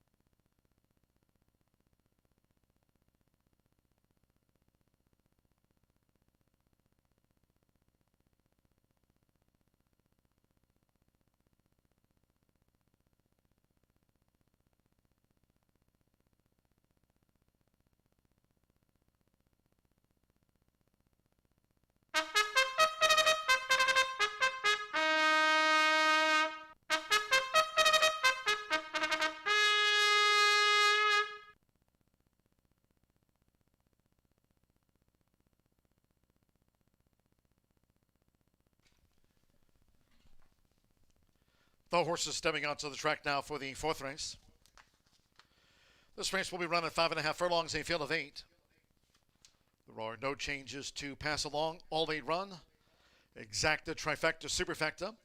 Double pick 3. Here are the starts of the 50-cent late pick 5. All main track hard. Main track fast. 3 minutes.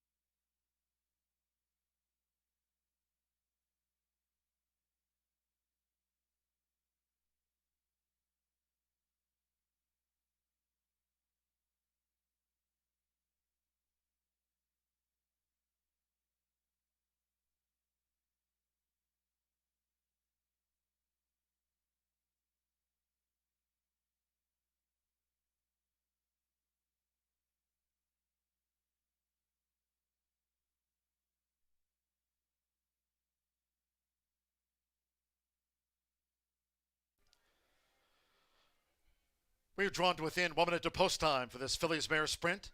Starts the 50-cent late pick 5 off, all main track hard. Fast track. Less than 1 minute, the horses are approaching the starting gate.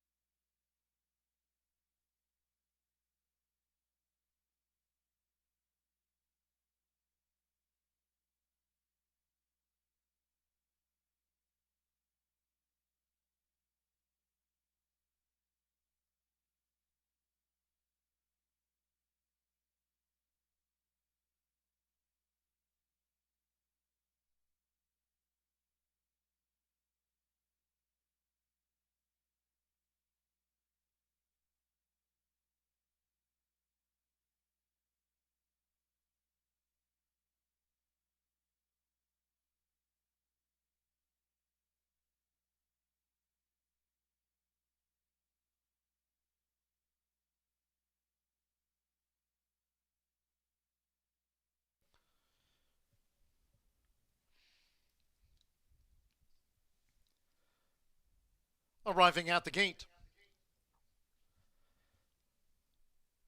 It is now post time. They're going in. Hannah Leahy, Hot Middles. The first of 8 to move into the gate. Alex Ashard with No Joking Matter. Now Shanghai Express, Alberto Burgos with John Herron, who earlier recorded his 600th career win. Manny Esquivel, Don't Miss Out, went in well. Fernando de la Cruz, Ease Magic coming up. Mitchell Morrill with Lil Gin in Class.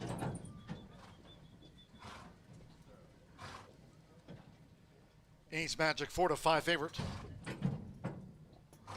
Here at 5.5 furlongs. 2 back. Ace Reporter, Joe Ramos with 61 wins here this season. All main track card under sunny skies here at Horseshoe Indianapolis. Fast track, one more. Joseph Romero with Barb's Vortex. This field with 31 wins between them. All in line. And they're off. Hot Middles missed it. Hot Middles was real slow to go. Lil Gin in Class sharply away with Don't Miss Out right there in the red helmet. And Ease Magic is just off the speed, making this dash past the half-mile pole. Then on the outside is No Joking Matter running in 4th. Barb's Vortex follows her on the extreme outside now at the 3.5. Ace Reporter, slow starting Hot Middles, pulled to the far outside, and making up for lost ground as Hot Middles is tearing through the pack. And Shanghai Express trails the Phillies Mare Sprint. The quarter was 22.33 seconds coming toward the quarter pole. Don't Miss Out with Ease Magic looming up on the outside. Lil Gin in Class will straighten away in 3rd. Hot Middles continues to gain in between horses with the orange sleeves. Barb's Vortex on the far outside. Then further back to No Joking Matter with Ace Reporter and Shanghai Express. Don't Miss Out, and Ease Magic is coming with a long run on the outside. Hot Middles continues to gain into 3rd from toward the inside. Lil Gin in Class as they come past the 16th with Manny Esquivel. Don't Miss Out holds Ease Magic. Don't Miss Out by 3/4 length to Ease Magic. Hot Middles last from the gate. She broke real slow. Finished 3rd from Lil Gin in Class, Shanghai Express, No Joking Matter, Ace Reporter, and Barb's Vortex was last to pull up.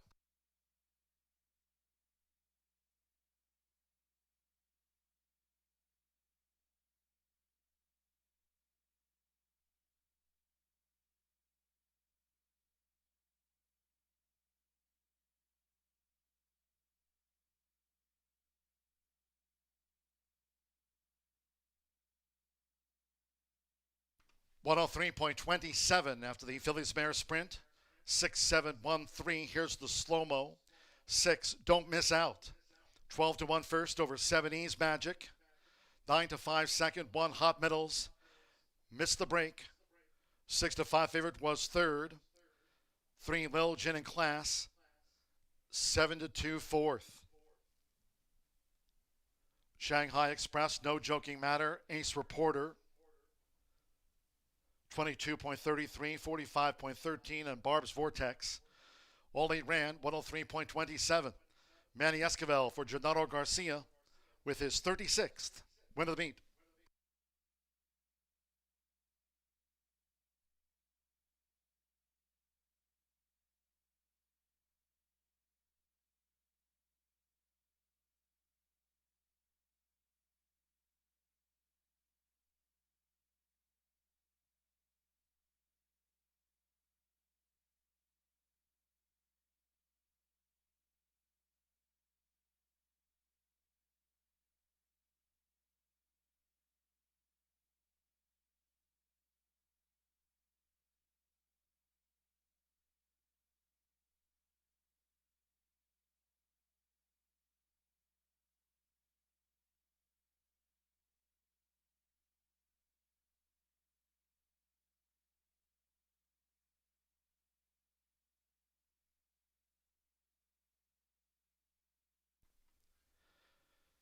Stepping into the Murphy Trail of Sales Winner's Circle is the 6, Don't Miss Out, with Manny Esquivel.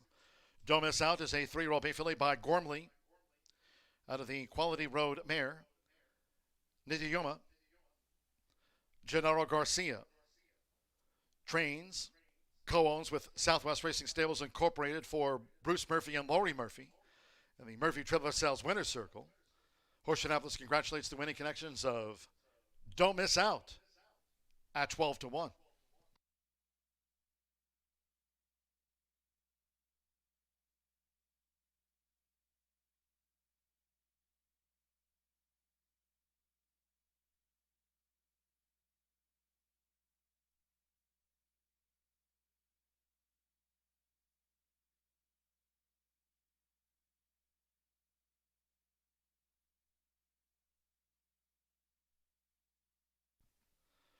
Race 4 official. 6-7 exacta. Paid $100.80. The pick 3, $368.40. 50-cent trifecta, 6-7-1, $74.40. The 3-6 double, $263.20. 10-cent superfecta, 6-7-1-3, paid $35.20. And the Phillies Mare Sprint, favorite, third, all 8 ran. 103.27 seconds. Race 5 is next on the docket. 1 of the 3 taken off the turf course, all main track hard fast. Race 5 over the mile. Flat mile. Scratch 1 Sweet Enchantment. 5 Princess Calamo. 7 Pounds in Town. 11 Juicy Justice and 12 Jack Summer. 13 Talent Show draws in. Opens at 5-2 odds. Talent Show runs. Alex Achard for Gennaro Garcia going for a double on the card. Scratch the 1, 5, 7, 11, and 12. Race 5 of 10 carded with exacta trifecta superfecta. Double pick 3. The main track mile starts the $1 late pick 4 daily presented by Itoba. Scratch the Horseshoe hat trick all turf pick 3. All main track card. No all turf pick 3. Fast track post time. Be at 4:14.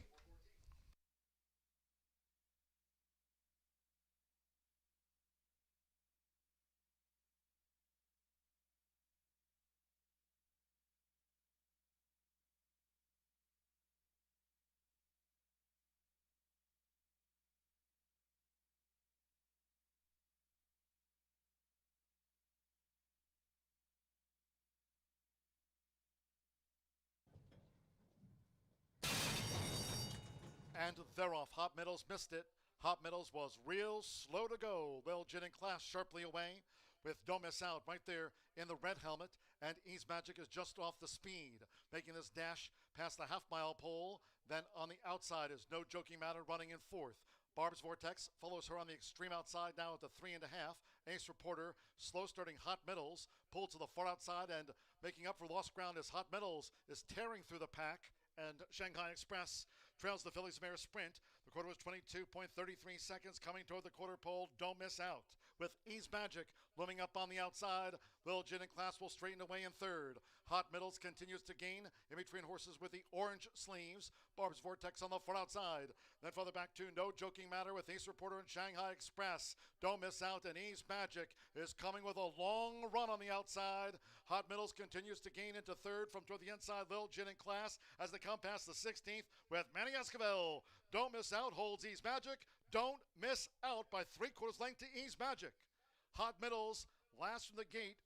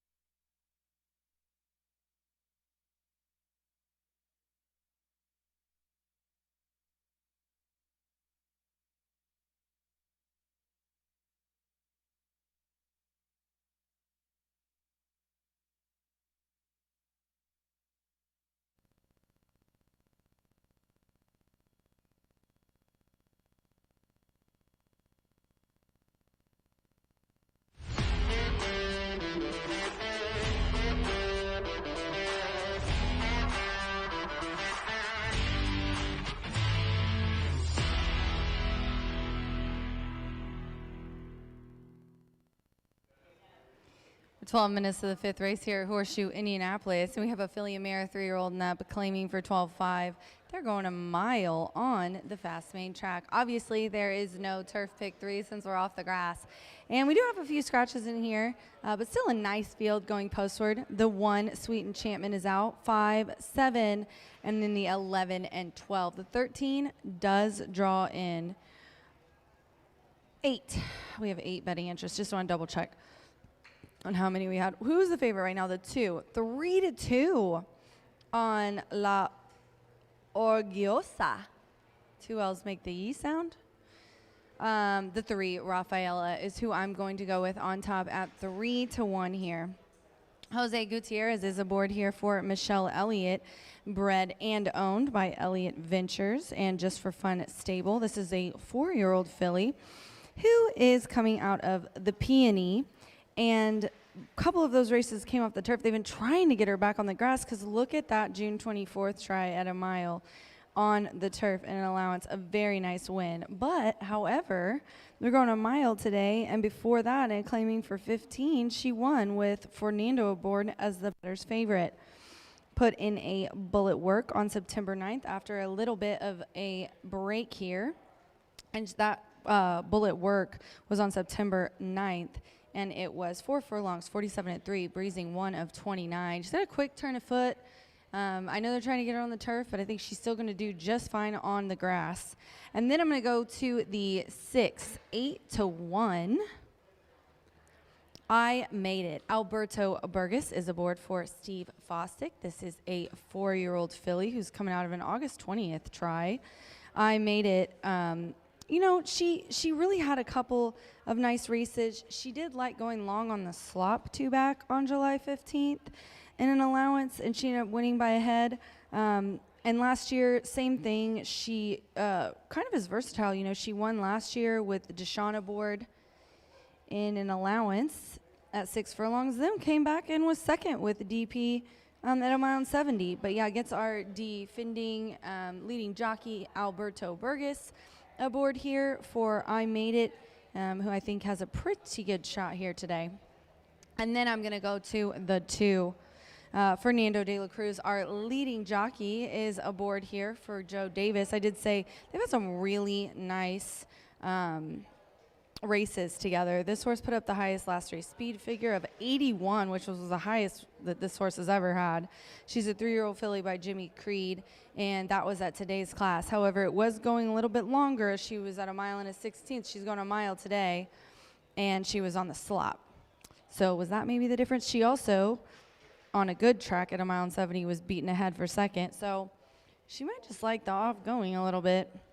But the 2 definitely, I think with that 81 recent Brisnet speed figure and the romp by 11 lengths. We'll see what she does with this fast track here today, but I think the 2 has a nice shot as well. 3-6-2 for me, and this is the start of the Itoba late pick 4. Be sure to visit the website of the Indiana Thoroughbred Owner and Breeders Association. We have amazing Indiana bred programs and supplements for our owners, so be sure to check them out. Good luck.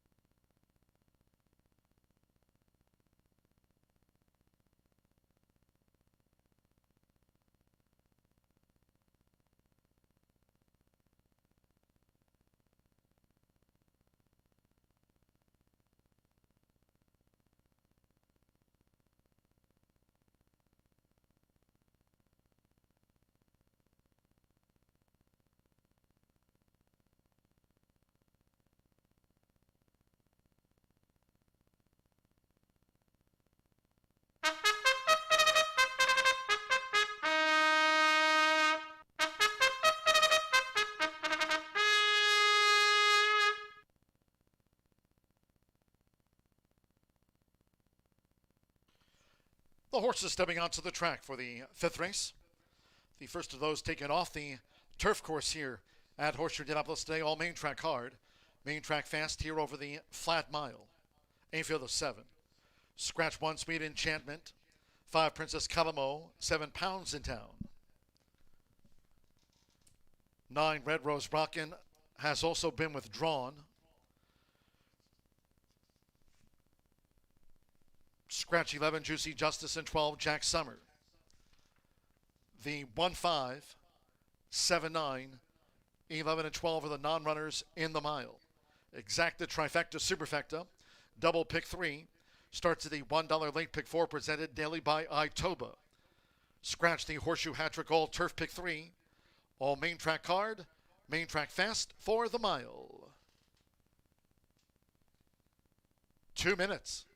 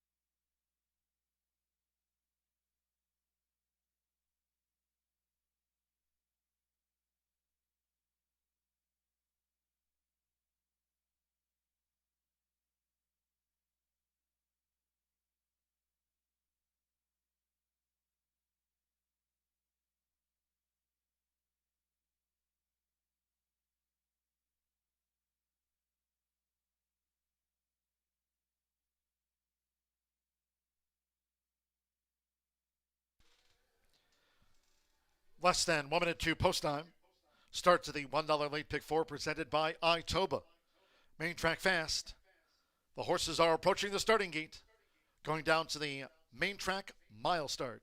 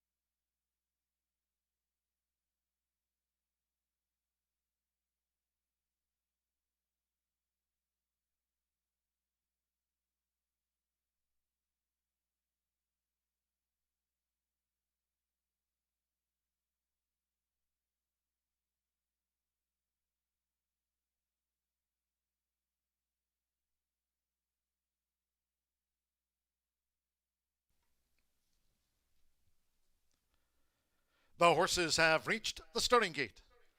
It is now post time. Loading for the mile, Fernando de la Cruz with La Orgullosa. I Mean It, Alberto Burgos on the Monday score sheet.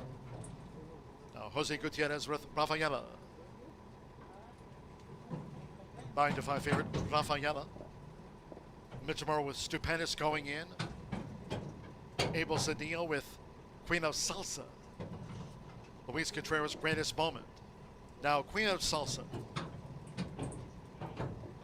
Fast Track. One more, Talent Show drew in. Alex Achard here for Gennaro Garcia with the win on the card. Rafaela 9-5 favorite, they're in the gate. They're off. Stupendous bobbled. Sharp start for La Orgullosa. Right there is Queen of Salsa and Rafaela also close up. Rafaela white dots on the black sleeves as they enter the first turn. On the outside, Talent Show with Stupendous near the rail. I Made It and Greatest Moment is dropped back to last at the 6.5. It's La Orgullosa. Just leading with the rail for Fernando de la Cruz. La Orgullosa with right there Rafaela between horses. Queen of Salsa is rushing third on the outside. There comes Talent Show in fourth. Stupendous with the rail as they go up the back. I Made It and Greatest Moment trails the first two of 8 furlongs in 24.44 seconds. La Orgullosa leads the mile. Right there's Rafaela with the front runner for Jose Gutierrez. They're neck apart. Queen of Salsa third and well up there for Abel Cedillo. Half mile as they enter the far turn in 48.41 seconds. Talent Show follows in fourth. I Made It, Stupendous under pressure to keep pace, and Greatest Moment as they round the far turn inside 3 furlongs from home. La Orgullosa and Rafaela, they dispute it, coming toward the top of the stretch. Queen of Salsa, Talent Show coming with her bid but wide. I Made It's in the red helmet as Rafaela has taken the lead as they come for home. Greatest Moment and Stupendous tailed off 3/4 in 1 minute 13.13 seconds. Rafaela, I Made It is coming with a charge on the outside after Rafaela, La Orgullosa, and then Queen of Salsa. Talent Show's back in fifth. It is Rafaela and Jose Gutierrez finding to the finish. Rafaela by 3/4 length to I Made It. La Orgullosa was third. Queen of Salsa finished fourth, well clear.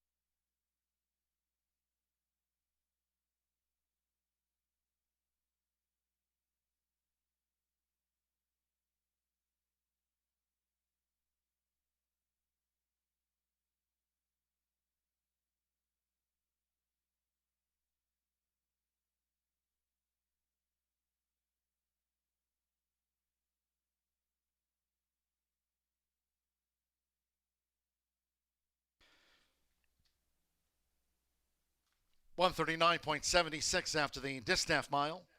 139.76 seconds. 3.6243 Rafaela. 3-1 first. 6I made it. 6-1 was the runner-up. 2 La Orgullosa. At 6-5, favorite runs third. After the 8 furlongs and 4 Queen of Salsa. 9-1 fourth. Jose Gutierrez brings up another win here this season. Here for Michelle Elliott. Elliott Racing, Just for Fun, stable of Ruben Sierra. 3-1 was Rafaela.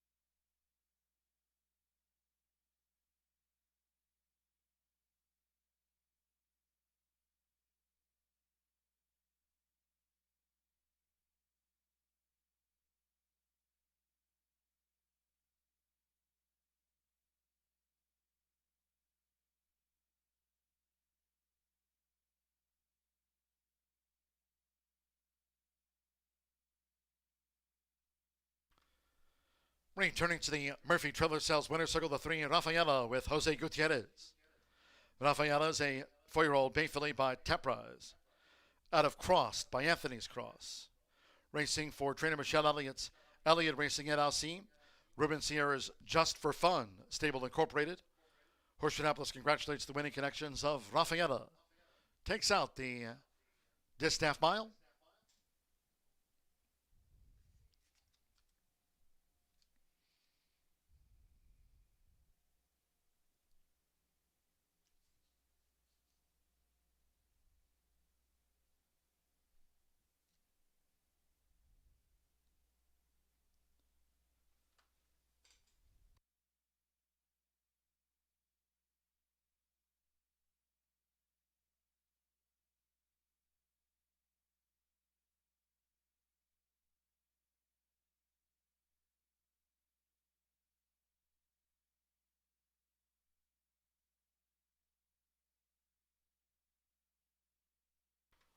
Race 5 official.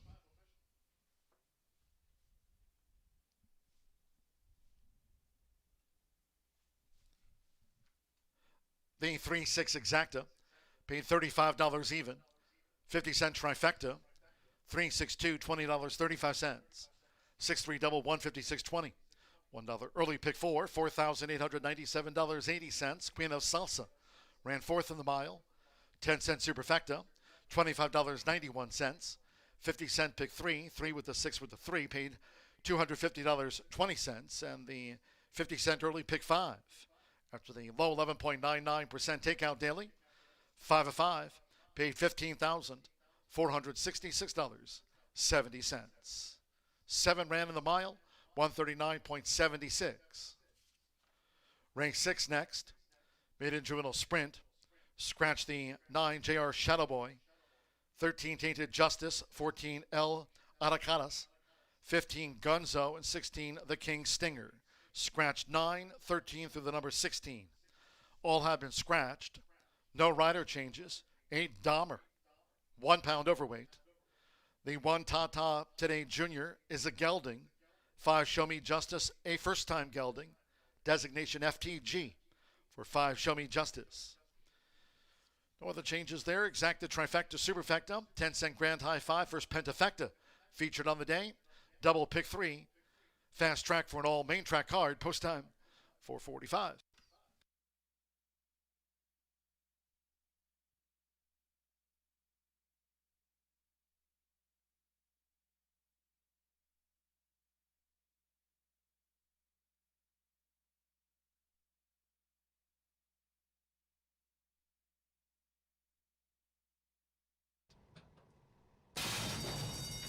Thereof, stupendous bobbled. Sharp start for La Orgullosa. Right there is Queen of Salsa and Rafaela also close up. Raffaello white dots on the black sleeves as they enter the first turn. On the outside, Talent Show with Stupendous near the rail. I Made It and Greatest Moment is dropped back to last at the 6.5. It's La Orgullosa.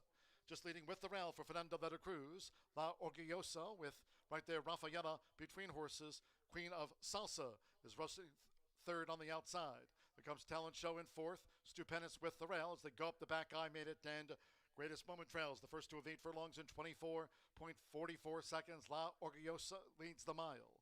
Right there's Rafaela with the front runner for Jose Gutierrez. They're neck apart. Queen of Salsa, third and well up there for Abel Cedillo.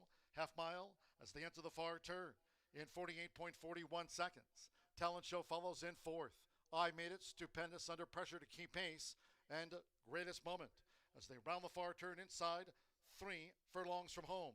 La Orgullosa and Rafaela, they dispute it. Coming toward the top of the stretch. Queen of Salsa, Talent Show coming with her bid, but wide. I Made It's in the red helmet as Rafaela has taken the lead as they come for home. Greatest Moment and Stupendous tailed off 3/4 in 1 minute 13.13 seconds. Rafaela, I Made It is coming with a charge on the outside after Rafaela, La Orgullosa, and then Queen of Salsa. Talent Show's back in fifth. It is Rafaela and Jose Gutierrez finding to the finish. Rafaela by 3/4 length to I Made It. La Orgullosa was third. Queen of Salsa finished fourth, well clear.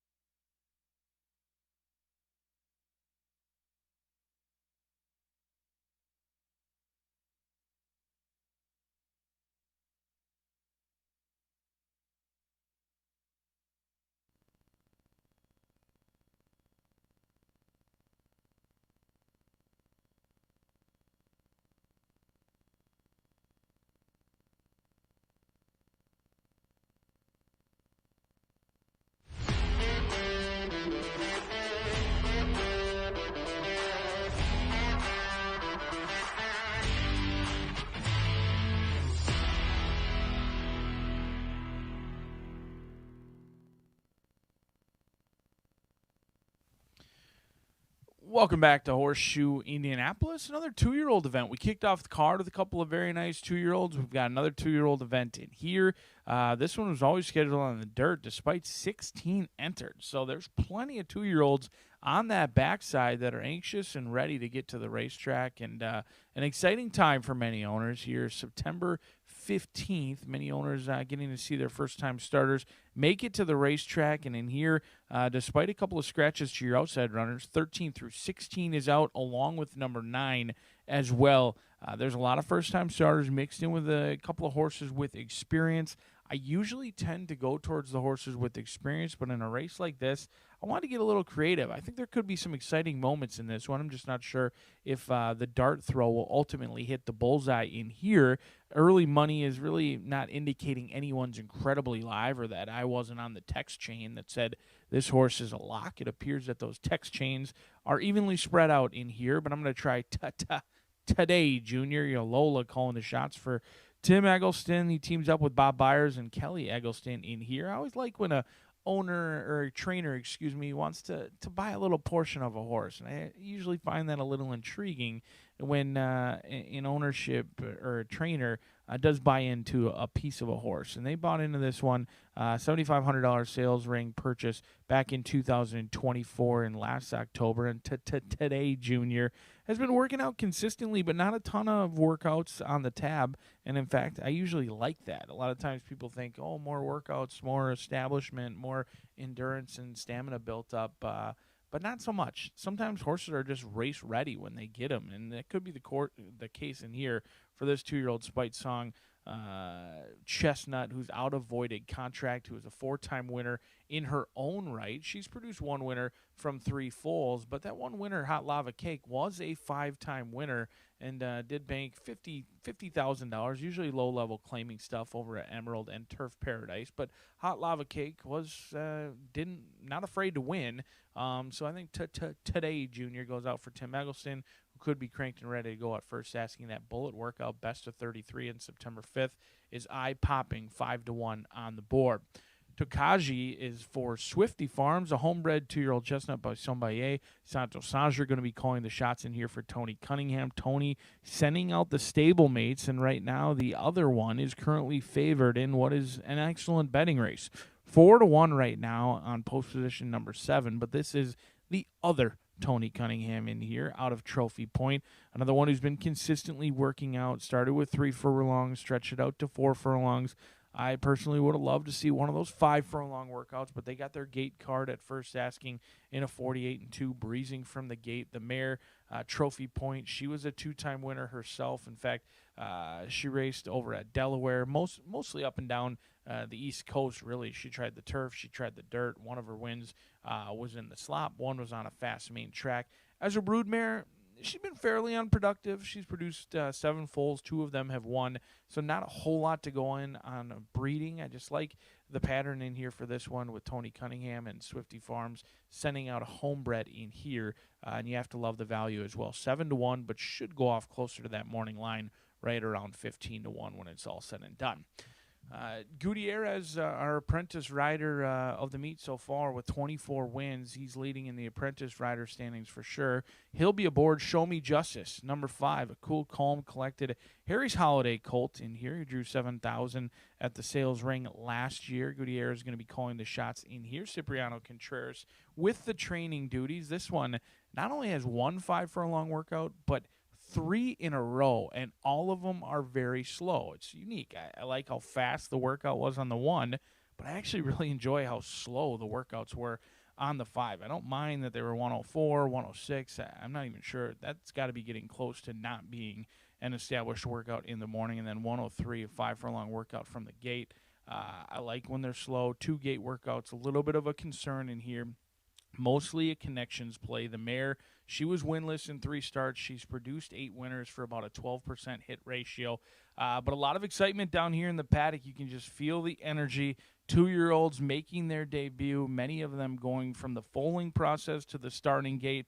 It's been a long time coming, and we are anxiously awaiting to see who gets some return on their investment. Some have been waiting longer than others, but the 2-year-olds take the main stage as we kick off rolling pick 3s and maybe the best pentafecta opportunity of the day, the 10-cent Grand High Five, we like to call the Pentafecta, with a true guessing game in here. Right now, a current favorite, Hard Luck Prayer, 7-2 on the board.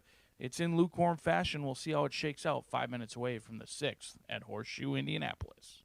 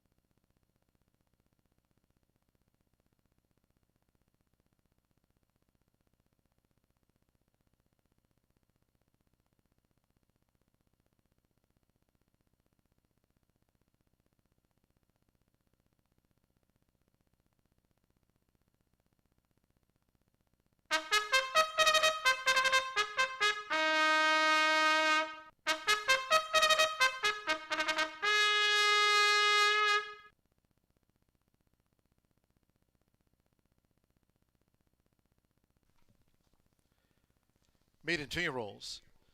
Call posted now for the 6th race. The sprint at 5.5 furlongs, a field of 11. Scratch D9, JR Shadowboy. 13, Tainted Justice. 14, El Aracadas. Take out 15, Gunzo, and scratch 16, The King Stinger. Scratch 9, 13 through the number 16, all have been scratched. 8, Dahmer, 1 pound over. The 1, Tata Today Jr. is a gelding. 5, Show Me Justice, a first-time gelding.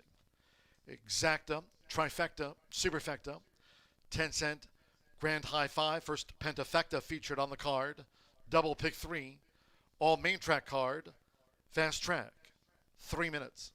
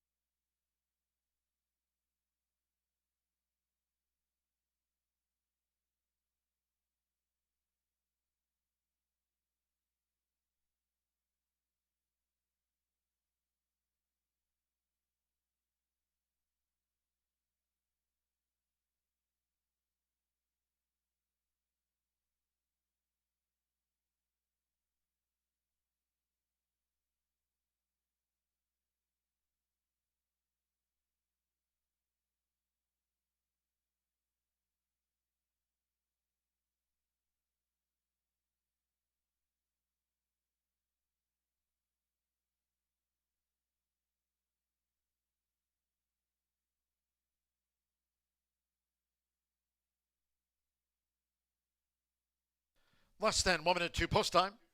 Less than 1 minute.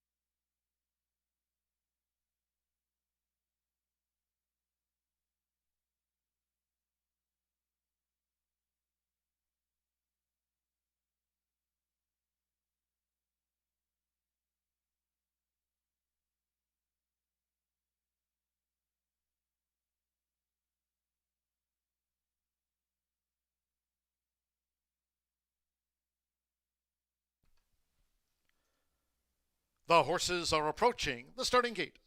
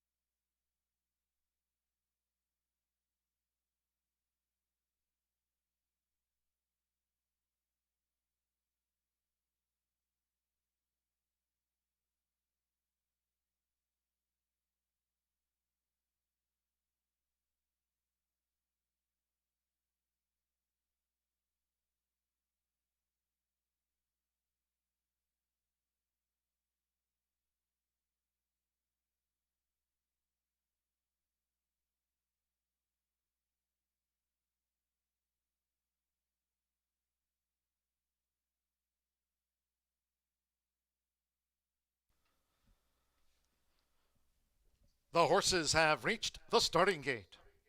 It is now post time. Loading. Fernando de la Cruz with first time starter Hard Luck Prayer. Andres Aloa. Tata Today Jr. joins Hard Luck Prayer. Joe Ramos with Silver Scion. Sando Sanjor, Tokaji making his bow. Went in okay, Tokaji. Joseph Romero with Dahmer.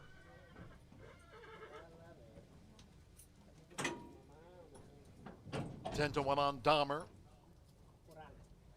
Hunted Prayer. Alberto Burgos on the Monday score sheet for John Herron.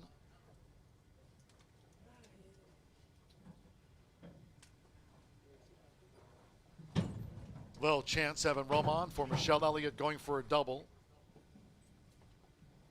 Joseph Bilmer with Blue Swain. Waiting for this gray. Hunted Prayer. 30 to 1 on Hunted Prayer. Hard Luck Prayer, the 8 to 5 favorite.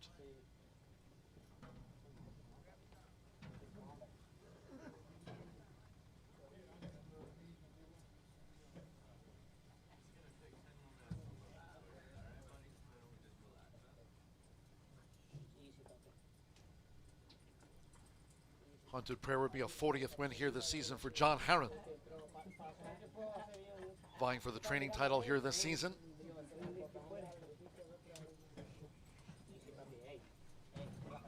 Fernando de la Cruz on the first time starter. Hard Luck Prayer leads all the riders with 75 wins here this meet.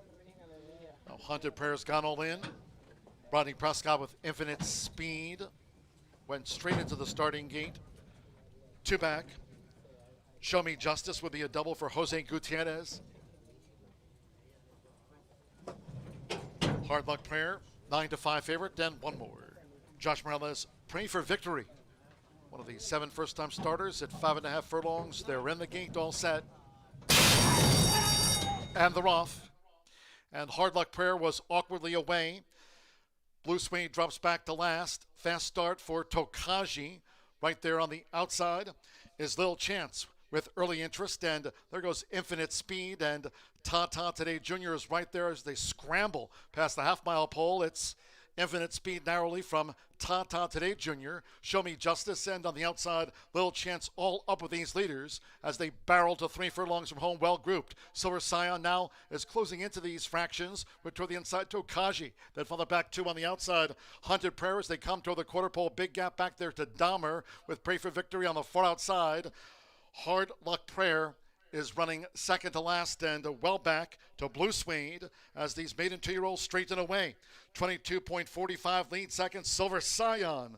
Here is taking the lead for Joe Ramos, 1 furlong to go. Silver Scion has slipped away to a 6-length lead from Tata Today Jr. with Infinite Speed between horses and Show Me Justice. Silver Scion's finished them off. Won sharply by 8 from Tata Today Jr. Third's close, a bob between Infinite Speed with Show Me Justice, then Dahmer with Hunted Prayer and Pray for Victory next.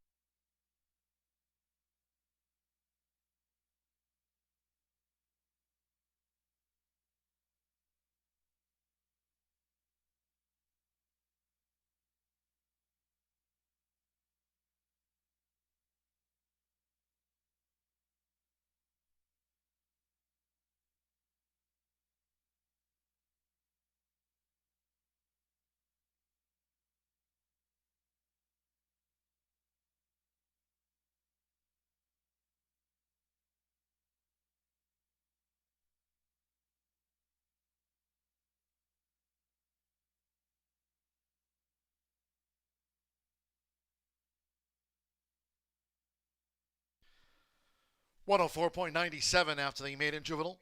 104.97, 7-1, then a show photo, 7 Silver Scion. 12-1 first one. Tata Today Jr. at 5-2 was the runner-up. Third on the bob, Show Me Justice with Infinite Speed. Photo up to the judges. Dahmer next. Hunted Prayer, Pray for Victory. Then a gap away, Tokaji with Lil Chance. Hard Luck Prayer was one of those that was slow to go. 5 Show Me Justice was third. Outnods 4 Infinite Speed, 6-1 fourth. 8 Dahmer. 15-1 getting into the frame for the Pentafecta. Joe Ramos, Tony Cunningham for Shelly Chavez, the son of Calculator. Silver Scion ended up at 12-1.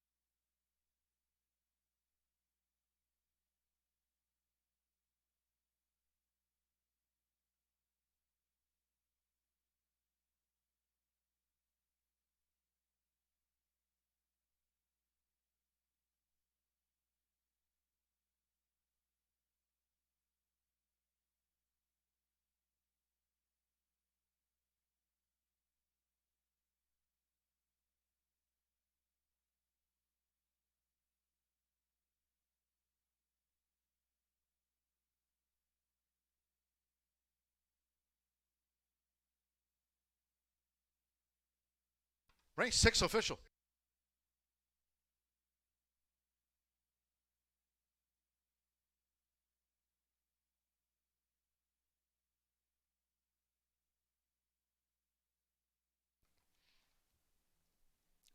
Into the Murphy Trailer Sales winner's circle comes the 7, this newcomer, Silver Scion with Joe Ramos. A 62nd win of the meet. It's official. Silver Scion is a 2-year-old gray roan gelding by Calculator. Out of the Dixie Union mare Silver Union, Tony Cunningham trains her owner, Shelly Chavez. Horseshoe Indianapolis congratulates the winning connections of this newcomer, Silver Scion, at 12-1.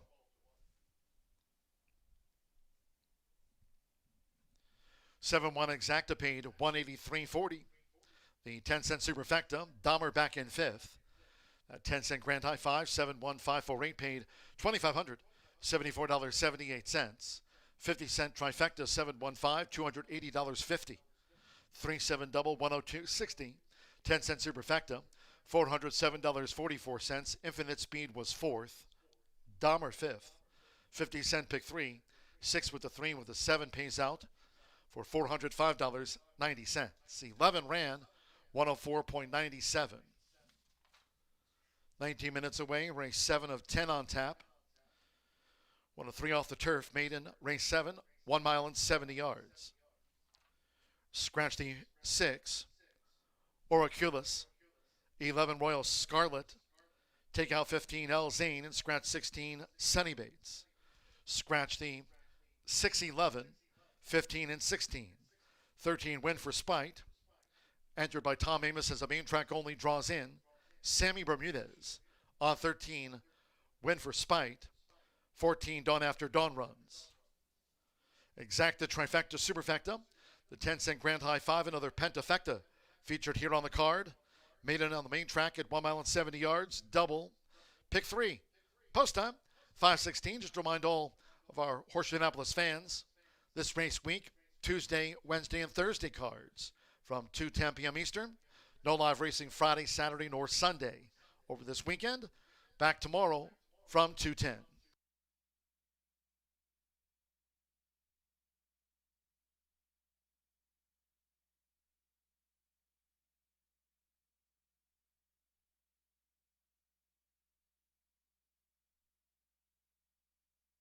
We're in the gate, all set. And they're off. And Hard Luck Prayer was awkwardly away. Blue Suede drops back to last. Fast start for Tokaji. Right there on the outside is Lil Chance with early interest. And there goes Infinite Speed. And Tata Today Jr. is right there as they scramble past the half-mile pole. It's Infinite Speed narrowly from Tata Today Jr. Show Me Justice, and on the outside, Lil Chance all up with these leaders as they barrel to 3 furlongs from home, well grouped. Silver Scion now is closing into these fractions, but toward the inside, Tokaji. Then from the back 2 on the outside, Hunted Prayer as they come toward the quarter pole. Big gap back there to Dahmer with Pray for Victory on the far outside. Hard Luck Prayer is running second to last and well back to Blue Suede as these maiden 2-year-olds straighten away. 22.45 lead second, Silver Scion. Here is taking the lead for Joe Ramos. 1 furlong to go. Silver Scion has slipped away to a 6-length lead from Tata Today Jr. with Infinite Speed between horses and Show Me Justice. Silver Scion's finished them off. Won sharply by 8 from Tata Today Jr. Third's close, a bob between Infinite Speed with Show Me Justice. Then we're in the gate, all set.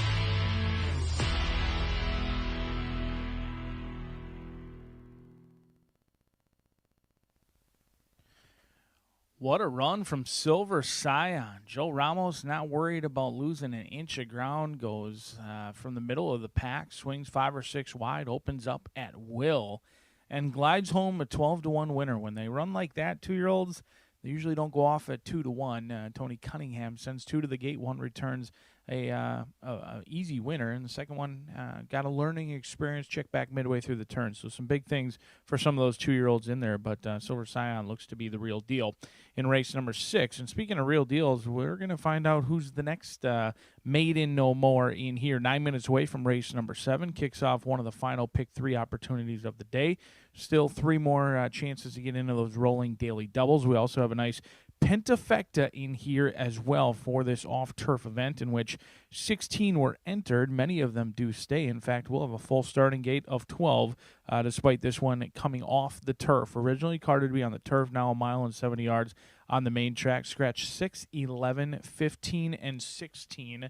I'm going to go to the outside post position for a saddle cloth. Not many racetracks get an opportunity to use. However, thankfully here at Horseshoe Indianapolis, we dust off the old 14 saddle cloth quite often. Cipriano Contreras and Manny Esquivel looking to team up for a win. And here, this is a jockey combination that has been synonymous with success for many years here at Horseshoe Indianapolis. And this year, no different. Winning at 21%.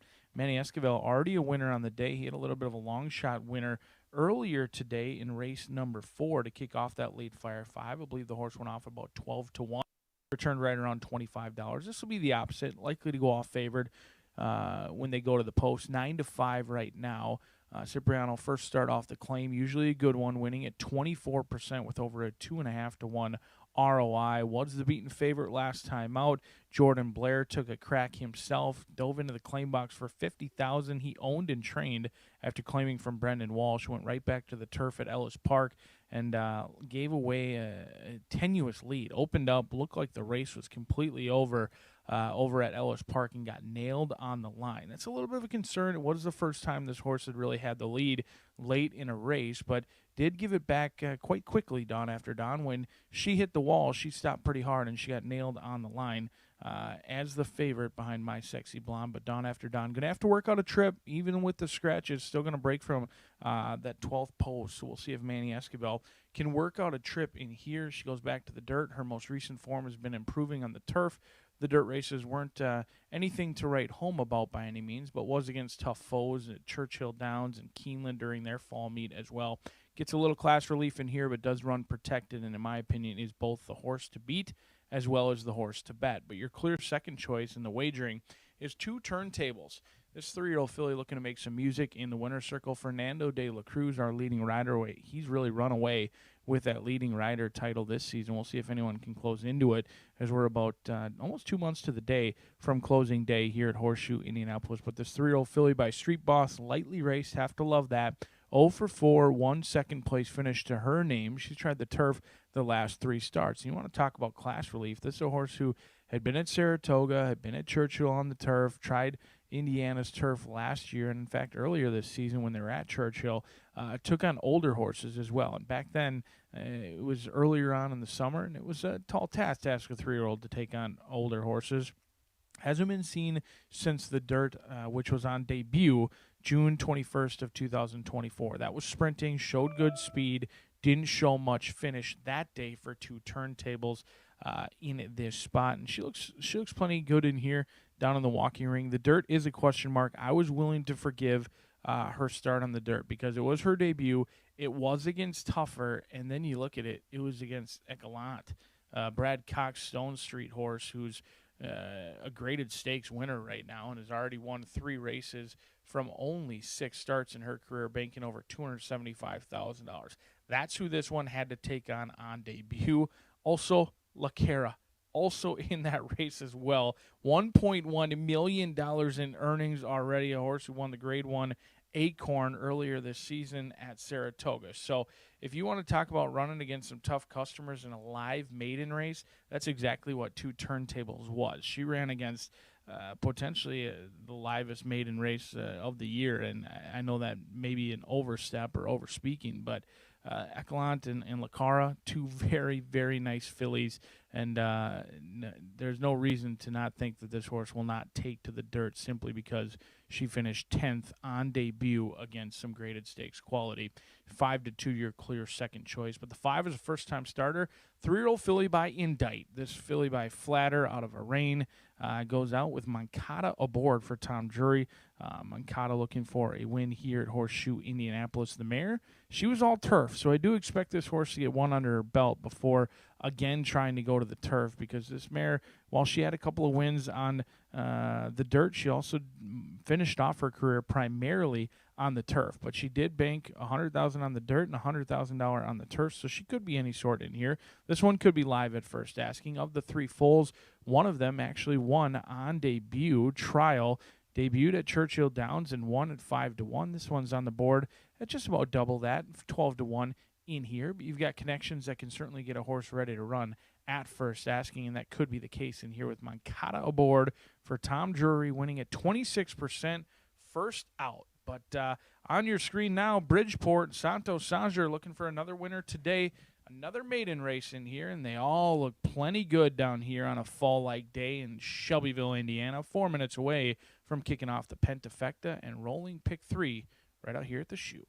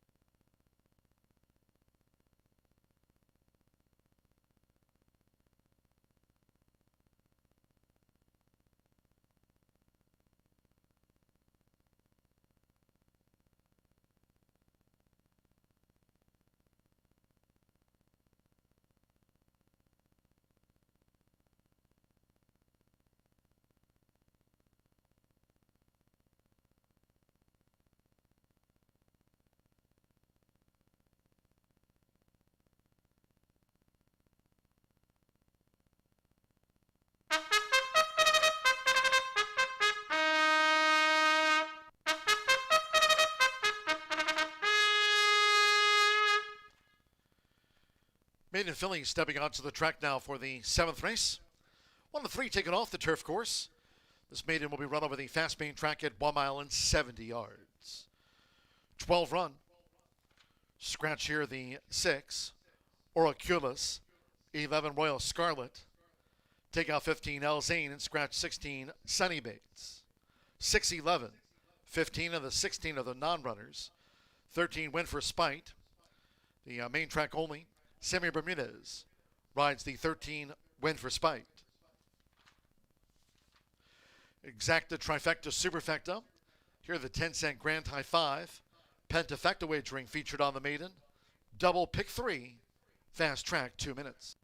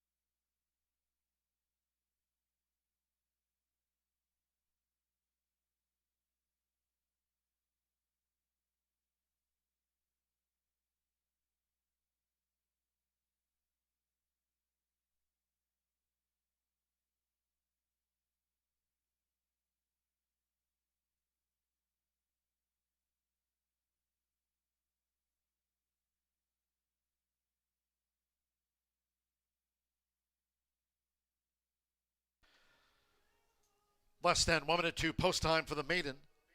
Less than 1 minute.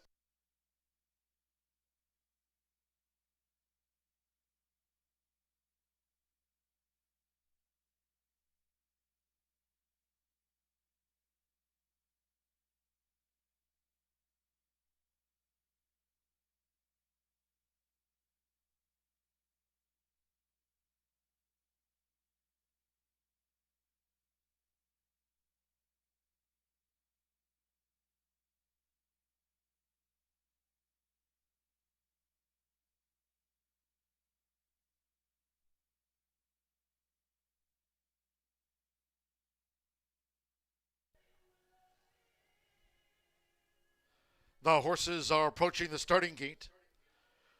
Going down to the 1 mile and 70 yards main track start for the maiden.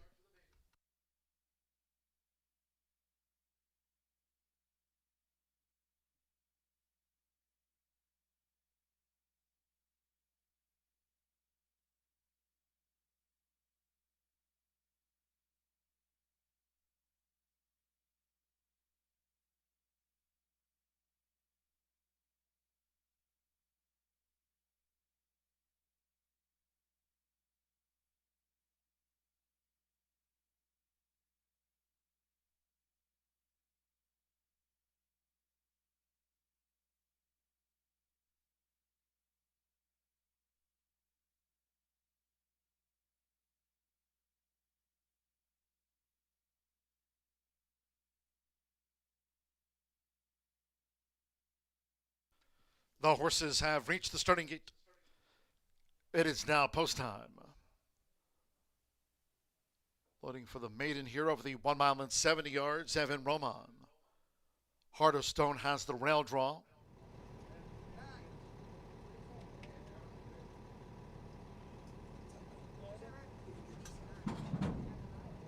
Now Scarce. Would be a double for Joe Ramos.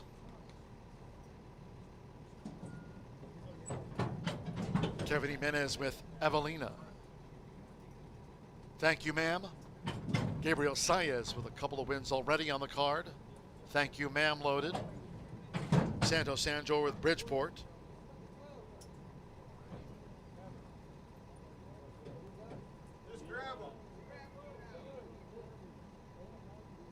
Sophie Doyle, Poverty with a View. Loaded into the starting gate. Luis Contreras with Amita. Irving Moncada.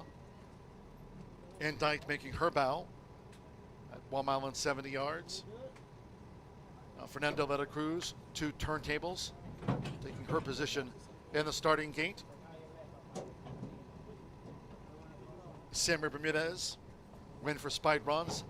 Tom Amos here is a main track only, main track fast at 1 mile and 70 yards. One more.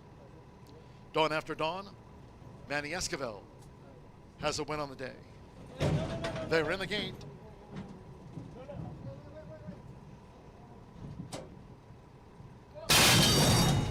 And they're off. 2 turntables broke sharp.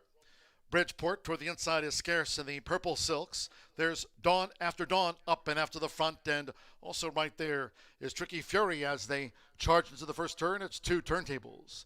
To the early lead for Fernando Veta Cruz from Dawn After Dawn, who pursues Scarce, Tricky Fury, and Poverty with a View. They're running 3rd, 4th, and 5th now at the 6.5.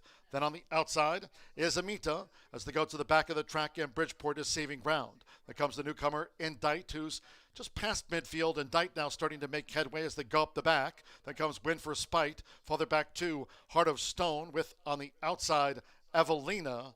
And Thank You Ma'am has dropped back to 12th, the quarter 23.56 seconds. Making this run past the half-mile pole, 2 turntables. Continues to lead, a close-up. Dawn After Dawn. Then Scarce and Poverty with a View. The half mile in 47.57 seconds. Indite is now up into 5th. From to the inside, Bridgeport in 6th. Win for Spite is 7th. Tricky Fury is 8th, but inside, 3 furlongs to go from home. Then farther back to Evelina, who's racing well clear from the trailer's Heart of Stone, along with Amita and Thank You Ma'am. They come past the quarter pole in a flat 112. These maiden fillies straight it away, and Dawn After Dawn has taken the lead for Manny Esquivel, coming down toward the final furlong with a 3-length lead now. Dawn After Dawn is pulling clear from 2 turntables. Indict continues to stay on second, gamely, with on the outside Poverty with a View. Now into third, 2 turntables is fourth. Dawn After Dawn. Dawn After Dawn does it by 2. Indict second in a good effort. Poverty with You was third, then Scarce and Bridgeport.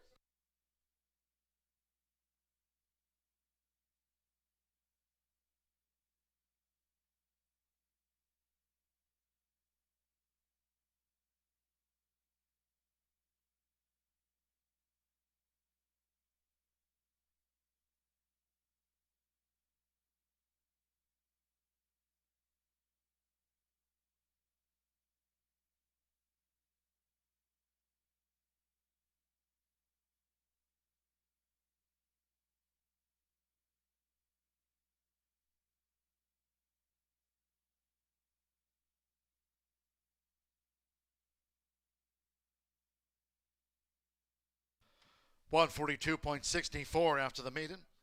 142.64 seconds. We're standing by for the run order, full run order from the judges. Even money on 14, Dawn After Dawn.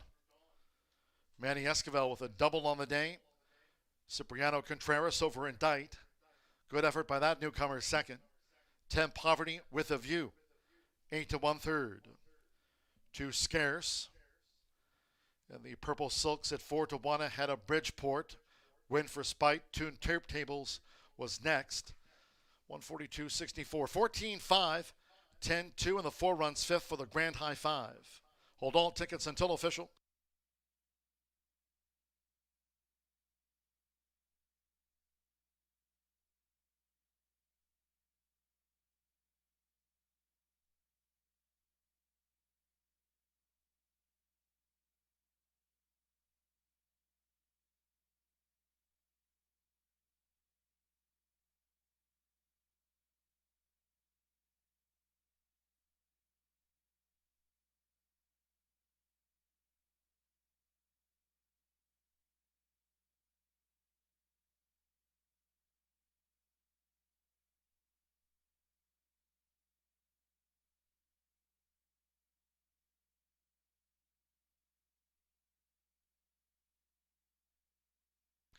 In the Murphy Trailer Sales Winner's Circle, the 14, Dawn After Dawn. Double for Manny Esquivel. Dawn After Dawn is a 3-year-old bay filly by Complexity. Out of Kencho by Fusaichi Pegasus. Racing for trainer Cipriano Contreras, Contreras Stable Incorporated, and William Roundtree. Horseshoe Indianapolis congratulates the winning connections of Dawn After Dawn out to the maiden fillies ranks.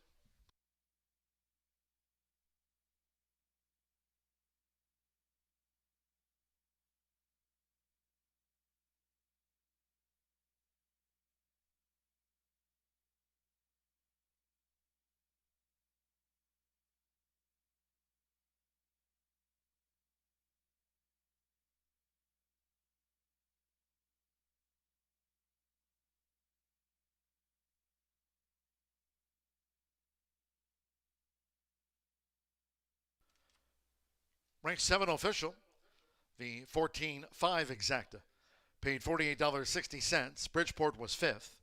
10-cent Pentafecta, $301.48. The 50-cent Pick 3, $97.55. 50-cent Trifecta, $75.25. 714 double, $117.60. 10-cent Superfecta, $63.55. Scarce ran 4th. Bridgeport 5th in the maiden.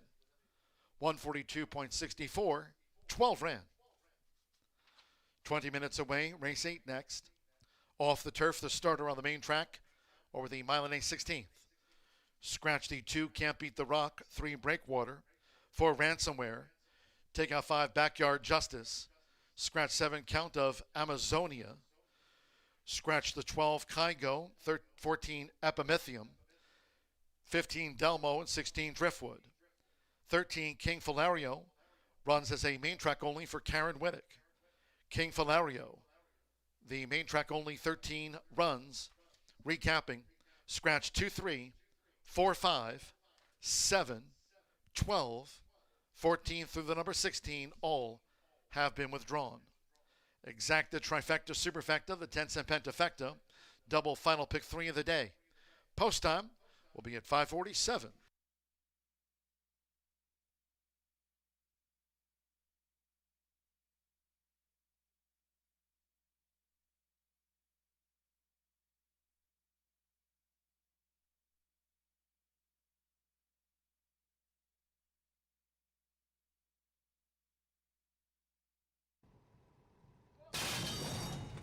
And they're off. 2 turntables broke sharp. Bridgeport toward the inside is Scarce in the purple silks. There's Dawn After Dawn up and after the front, and also right there is Tricky Fury as they charge into the first turn. It's 2 turntables. To the early lead for Fernando de la Cruz from Dawn After Dawn, who pursues Scarce, Tricky Fury, and Poverty with a View. They're running 3rd, 4th, and 5th now at the 6.5. Then on the outside is Amita as they go to the back of the track, and Bridgeport is saving ground. There comes the newcomer Indite, who's just past midfield. Indite now starting to make headway as they go up the back. Then comes Win for Spite, farther back to Heart of Stone, with on the outside Evelina. And Thank You Ma'am has dropped back to 12th, the quarter 23.56 seconds. Making this run past the half-mile pole, 2 turntables. Continues to lead, a close-up, Dawn After Dawn, then Scarce and Poverty with a View. The half-mile in 47.57 seconds. Indite is now up into 5th. From to the inside, Bridgeport in 6th. Win for Spite is 7th. Tricky Fury is 8th, but inside, 3 furlongs to go from home. Then farther back to Evelina, who's racing well clear from the trailer's Heart of Stone, along with Amita and Thank You Ma'am. They come past the quarter pole in a flat 112. These maiden fillies straighten away, and Dawn After Dawn has taken the lead for Manny Escobar, coming down toward the final furlong with a 3-length lead now.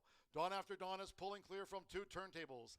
Indite continues to stay on second gamely, with on the outside Poverty with a View. Now into 3rd, 2 turntables is 4th. Dawn After Dawn. Dawn After Dawn does it by 2. Indite 2nd in a good effort. Poverty with You was 3rd, then Scarce and Bridgeport.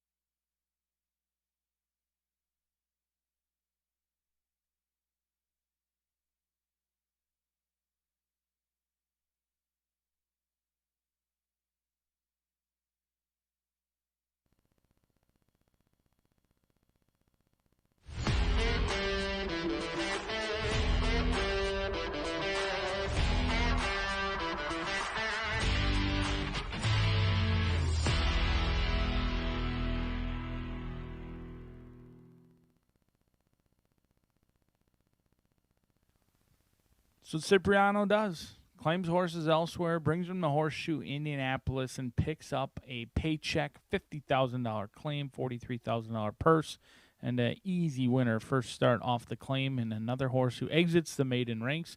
We head out for our final off-turf event of the day, a mile and a 16th, now on a fast main track. Hopefully we'll be back on the turf course tomorrow and the remainder of the week, because we've got some very nice races carded tomorrow, the 2:10 start time, as well as Wednesday and Thursday. Still final pick 3 opportunity of the day as we are getting set to turn it over to the beautiful and talented Martha Clausen, whose voice is hopefully returned. Scratch numbers 2, 3, 4, 5, 7, 12, 14, 15, and 16 out of this event.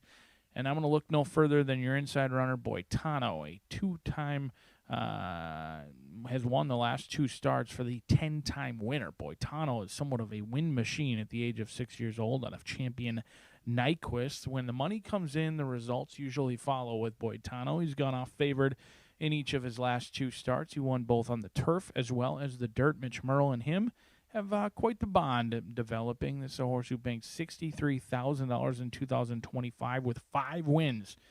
Just like a fine wine, Boitano getting better with age. 5 wins so far this year, only 1 win the year prior to that, and has been a consistent sort. A horse you would love to own with wins on a fast main track, a wet track, synthetic, and turf. Very, very impressive. He can go to the lead, but he certainly does not need the lead. But my guess will be breaking from the inside. They're going to take advantage of that inside post, just similar to they did on July 8th. Even though it was on the turf, Mitch Merle wanted forward placement.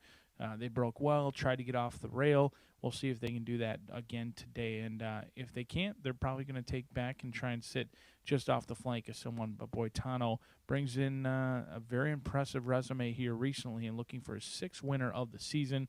He's going to be my boy today, and hopefully he'll be the winner 9 minutes from now. The price, 8-5, feels fair for Boitano, a consistent sort who's tactical in nature, but he's going to have to deal with Hydro Frost. And it wasn't all that long ago Hydro Frost did beat Boitano. In fact, on June 17th in a race very similar to this one, an off-turf event, it was a good going versus a fast going, but Hydro Frost got the best of Boitano that day and kind of ran away and hid. They broke sharp. They cleared off on the front end and never looked like a loser. They turned a 6-horse race into a 1-horse romp and did so at 7-2.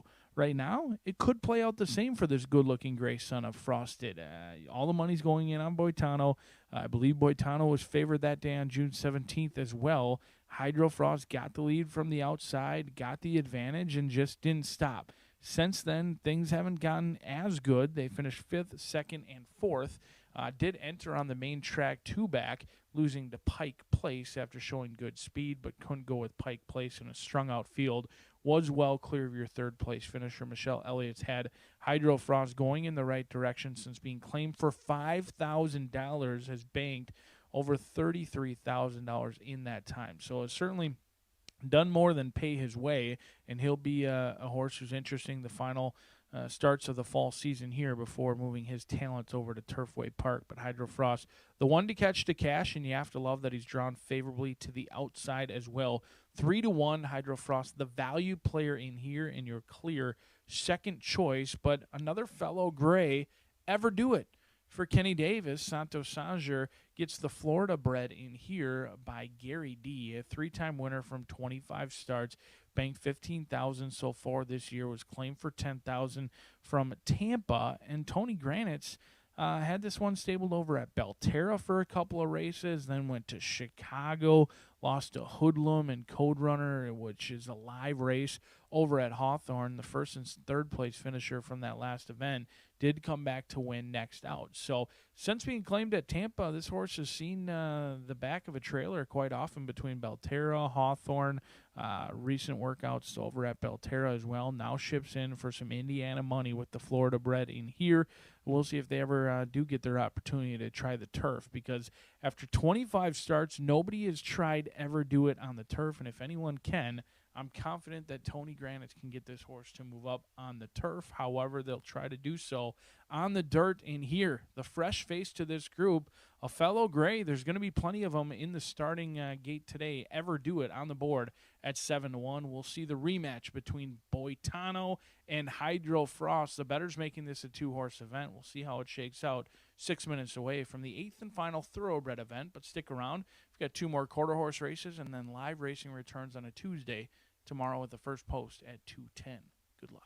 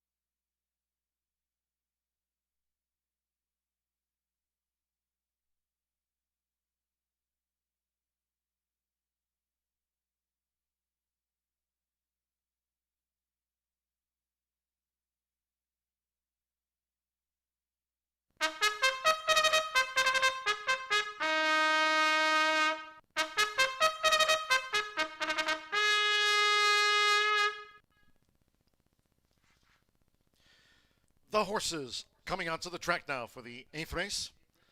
The starter here will be run on the main track over the mile and 16th. They field of 7. Once again, Scratch. 2, Can't Beat the Rock. 3, Breakwater. Take out the 4, Ransomware. Scratch 5, Backyard Justice. 7, Count of Amazonia. Scratch the 12, Kygo. 14, Epimethium. 16, 15, Delmo. And 16, Driftwood. Scratch the 2, 3, 4, 5, 7, 12, 14, 15, and the number 16. Exacta, Trifecta, Superfecta, the 10-cent Pentafecta. Double final pick 3 of the day. Fast track, 2 minutes.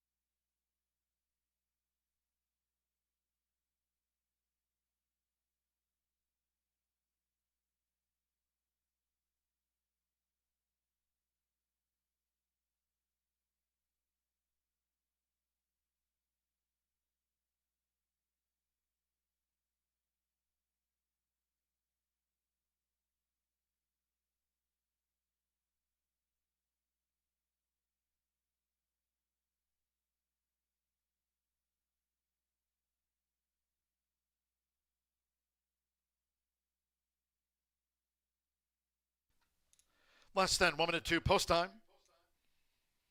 Going down to the mile and a 16th main track start. Approaching the gate.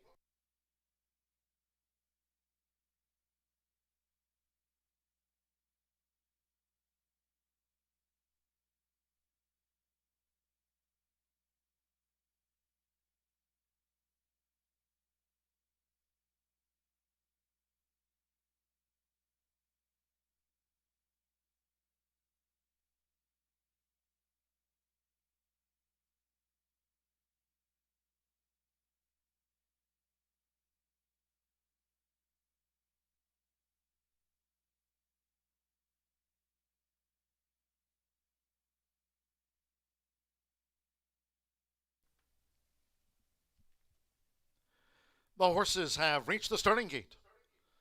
It is now post time. Loading for the starter. Boitano, Mitchell or Jose Camejo. First in, Sando Sanjo with Ever Do It. Join Boitano. Fernando de la Cruz with Hold Your Applause. Face value would be a hat trick of wins on the card for Gabriel Saez. Evan Roman with Hydro Frost.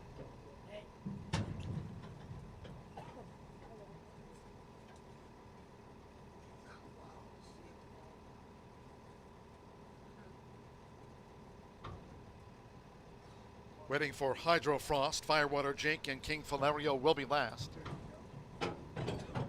Marcelino Pethosa Jr., the pilot, with veteran Firewater Jake.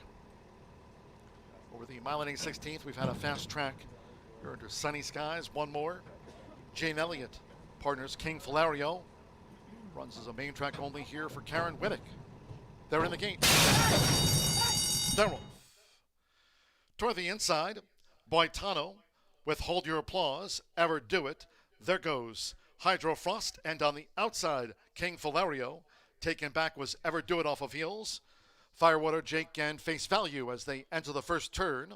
Hydro Frost, and on the outside, King Valerio. These two go to the back of the track a half length apart, with Boitano tracking them in third.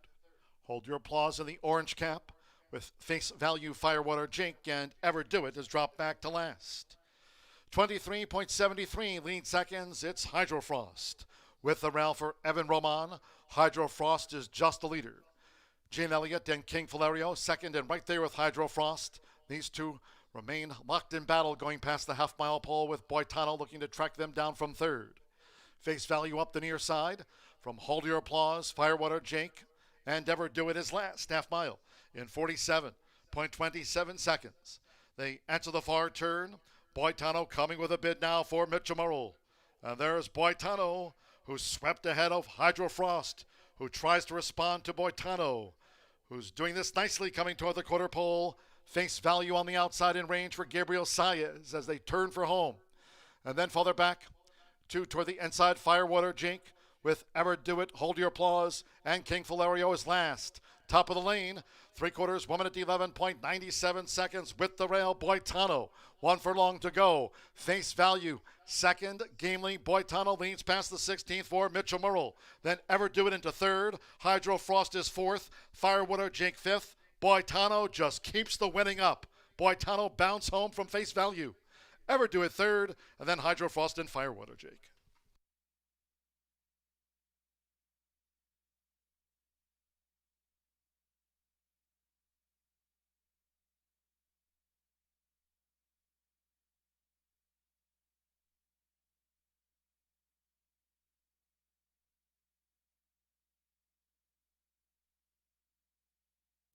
(146.06 seconds).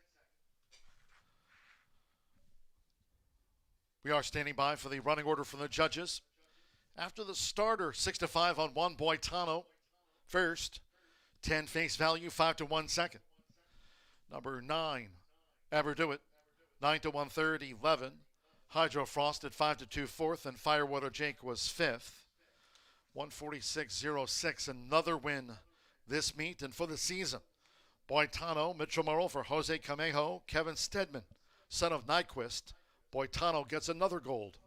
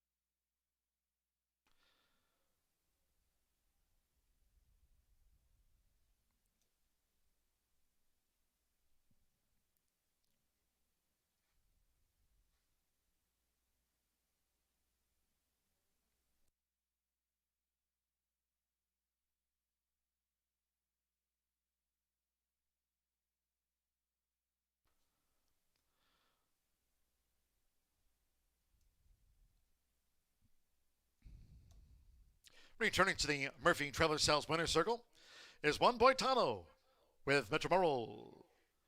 Boitano is a 6-year-old bay gelding by Nyquist.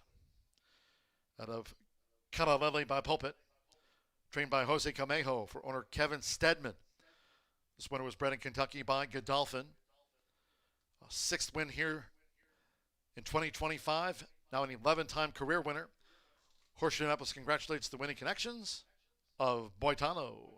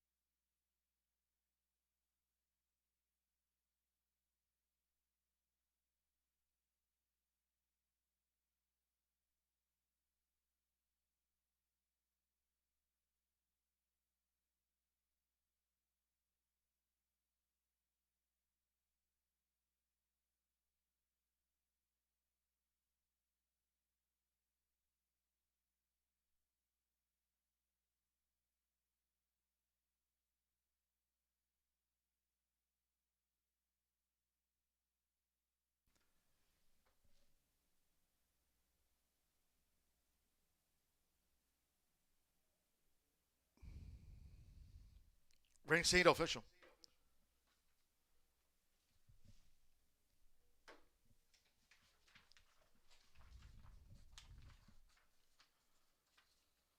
The 110 exacta paid $20.40.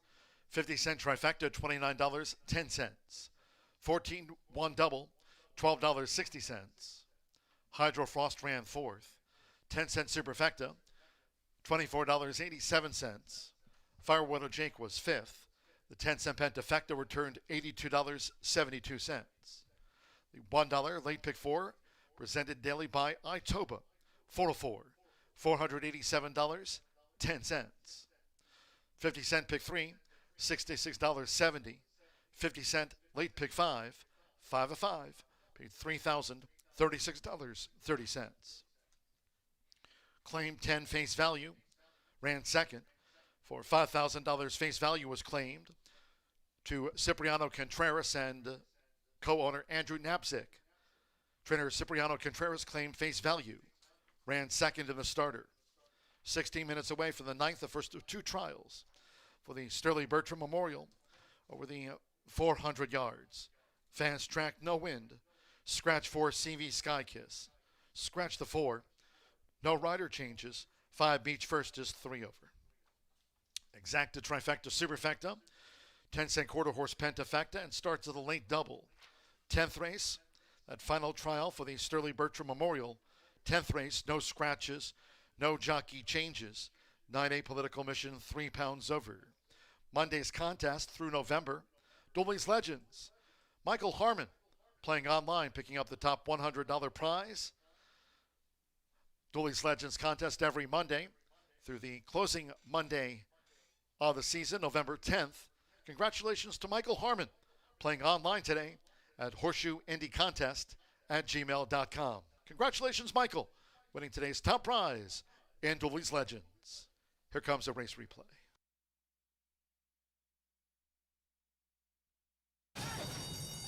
Darrell. Toward the inside, Boitano with Hold Your Applause, Ever Do It. There goes Hydro Frost, and on the outside, King Valerio. Taken back was Ever Do It off of heels.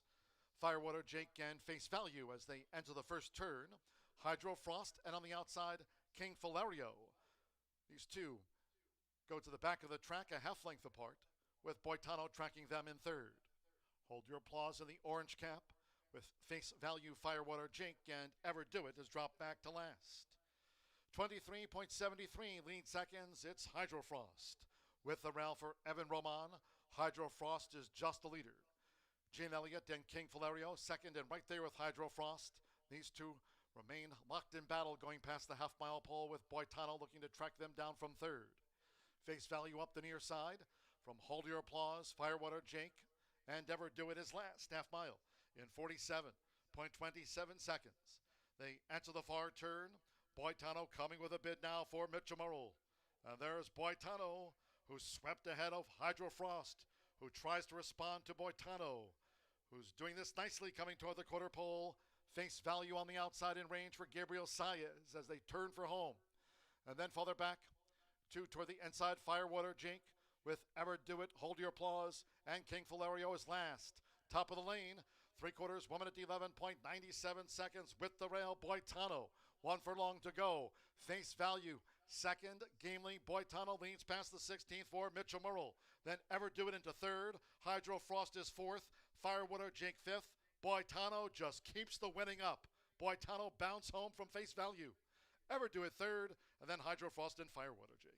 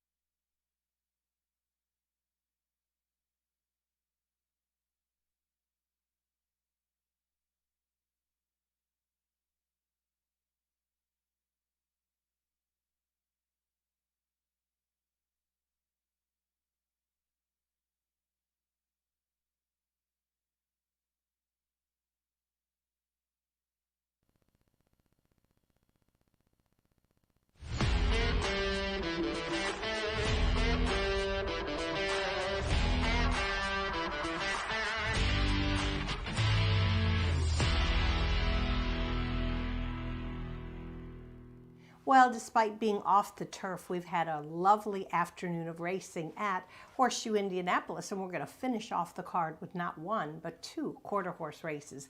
These are trials for the Sterling Bertram Memorial Classic for registered Indiana-bred 3-year-olds. They're going to be going 400 yards. And as we've talked about many times, it's not necessarily the winner, but it's the 10 fastest times. And those horses will go on to the final, which is going to take place on October 8th. Quick mention that this race is named for a gentleman by the name of Sterling Bertram, who was very influential in the formation of the governing body for quarter horse racing and breeding in Indiana. And that was 5 decades ago, but the impact that he had and the growth of this industry in Indiana has been profound. All right, well, let's go ahead and talk about some of the horses in the first trial. We do have one scratch, and that's number 4, CV Sky Kiss, but a nice field of sophomores going 400 yards. My top choice is going to be number 1, and that's Zoomin' Feature. He's proven himself at the distance of 400 yards for trainer Claudio Barazza.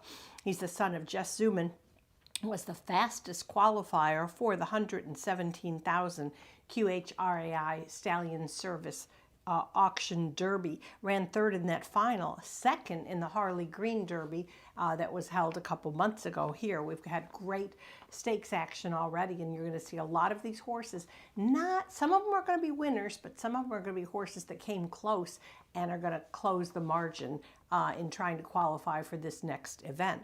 All right, Claudio, no stranger to winning these races, and he actually won in 2023. He won the Sterling Bertram with CV Struttin' for a Kiss, and last year with DuPont Beach. Of course, he teams with Edgar Diaz, successful rider, and leading owner from last year and very much in contention this year, and that's Campos Family Ventures. All right, so let's go on to my second selection, number 5, Beach First. Has had, and leading quarter horse conditioner Tim Eggleston has 3 in this trial. Ooh, it's always tough to ferret them out, but I like Beach First, showed consistency in his 3-year-old season. A gelding by Escondido Beach, you know, that's Indiana's leading quarter horse stallion. And Beach First won the 128,000 Blue River Derby. The final took place on July 19th. But he's been in the money in his 5 of 6 finishes this year as a 3-year-old. That's pretty accomplished. Rolando Pena rides for owner Greg Ferris. All right, we got another one we're going to talk about. That's number 9, Apolitical Patriot. AP Political Patriot, sorry. That horse was really impressive last year, winning the 212,000 QHRAI Stallion Service Auction Futurity, one of the richest 2-year-old races of the season for trainer and owner Oscar Preciado. Well, and then I wasn't sure how he was going to do as a 3-year-old. Well, he came out firing in his trial for one of our previous derbies. He was very, very accomplished, and you know, you just can't eliminate him from contention. He reunites with Francisco Quintero. Don't ignore this son of Apolitical win. He's already banked $115,000 in 11 starts. That's pretty cool. All right, now round out my top 4. Love the name and really been a fan of the horse. Drinking at a Cartel Bar. Runner-up in the Blue River Derby for trainer Tony Cunningham. And this is a filly by 5 Bar Cartel. She certainly has shown her affinity for 400 yards. And she struggled in her two most recent efforts, but I think she's capable of a rebound today. Of course, she was a pretty good Futurity winner. She won the 135,000 Jaguar Rocket Futurity last year and has already shown her, like I say, her affinity for 400 yards. Danny Martinez rides owners Brian Elmore and Duke Racing. So I'm going 1-5-9-3 in our first of 2 trials, and I'll be back to preview the second trial once the horses are in the paddock following this race. So good luck to all in this first trial for the Sterling Bertram Memorial.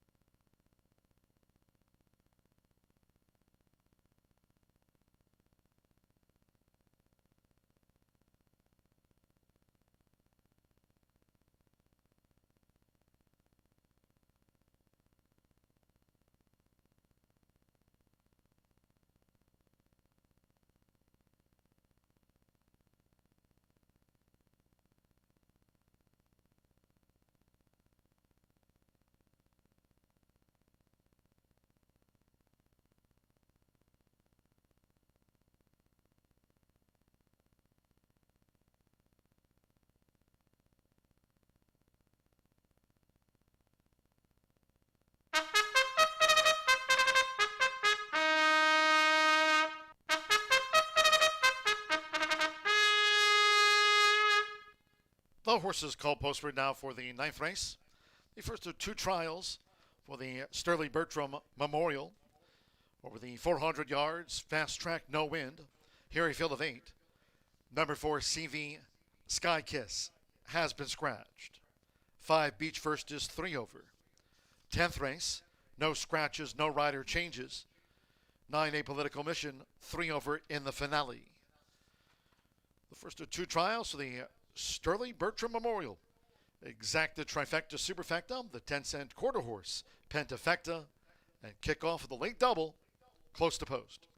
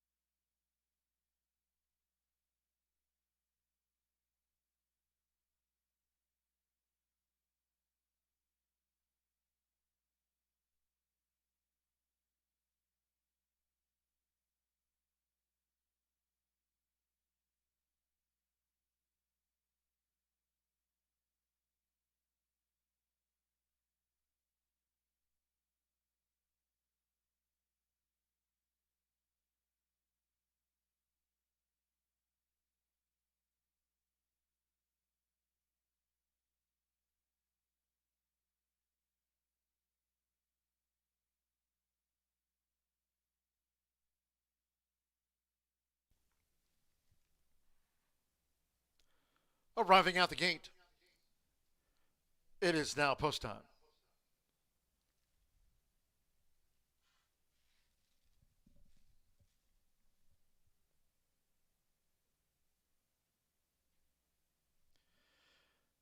At the 400-yard start, they're going in. Edgar Diaz with Zimmern Feature.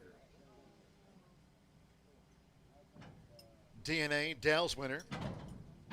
Joins Zimmern Feature. The first 2 of the 8 in the starting gate.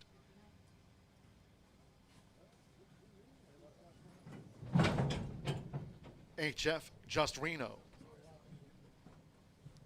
WRS, my name is Rip. Beach first, part of the Tim Eggleston trio. Drinking at a cartel bar, 2 back. Louisiana in love. German Rodriguez rides and trains, 1 more. Francisco Quintero with AP, Political Patriot. Fast track here over the 400 yards, no wind. First of 2 trials, the Sterling Bertram Memorial. All in. They're off to an even start. Fast start for Zoom In Feature, a DNA Dells winner. Drinking out a cartel bar. Beach first, HF Just Reno. WRS, my name is Rip. AP Political Patriot and Louisiana in Love is last. 110 yards to go. It's a toss-up. Just being led by Zoom In Feature toward the inside. Zoom In Feature dives out at the finish, and a photograph with WRS, my name is Rip, who surged late. Right there was HF Just Reno and AP Political Patriot over here on the stand side rail. It's up to the judges.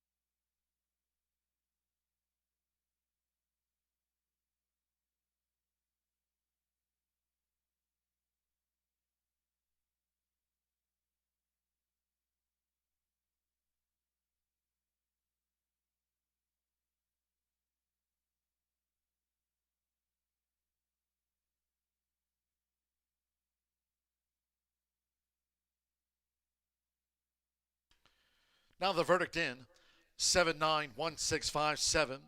WRS, my name is Rip, was first. 9 AP Political Patriot second. 1 Zoom In Feature third.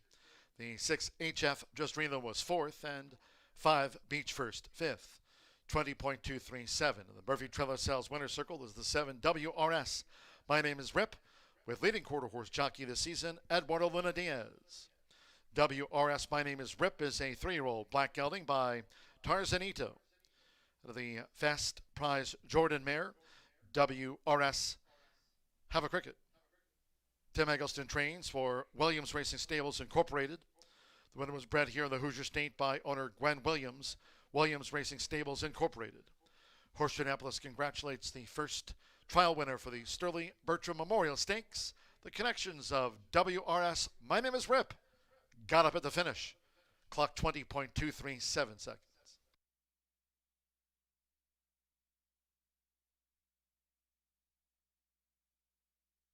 Official.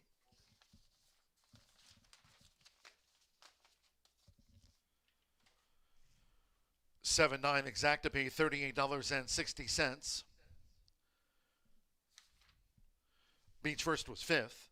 The 10-cent quarter horse Pentafecta 79165 paid $188.37. 50-cent trifecta 791 $32.95. 1-7 double 28.60. 10-cent superfecta 7916 $47.50. 50-cent pick 3 $15.95. 10th race to close out the card. No scratches, no jockey changes. 9A Political Mission is 3 over. Exacta trifecta superfecta, the 10-cent quarter horse Pentafecta. Post time 6:45.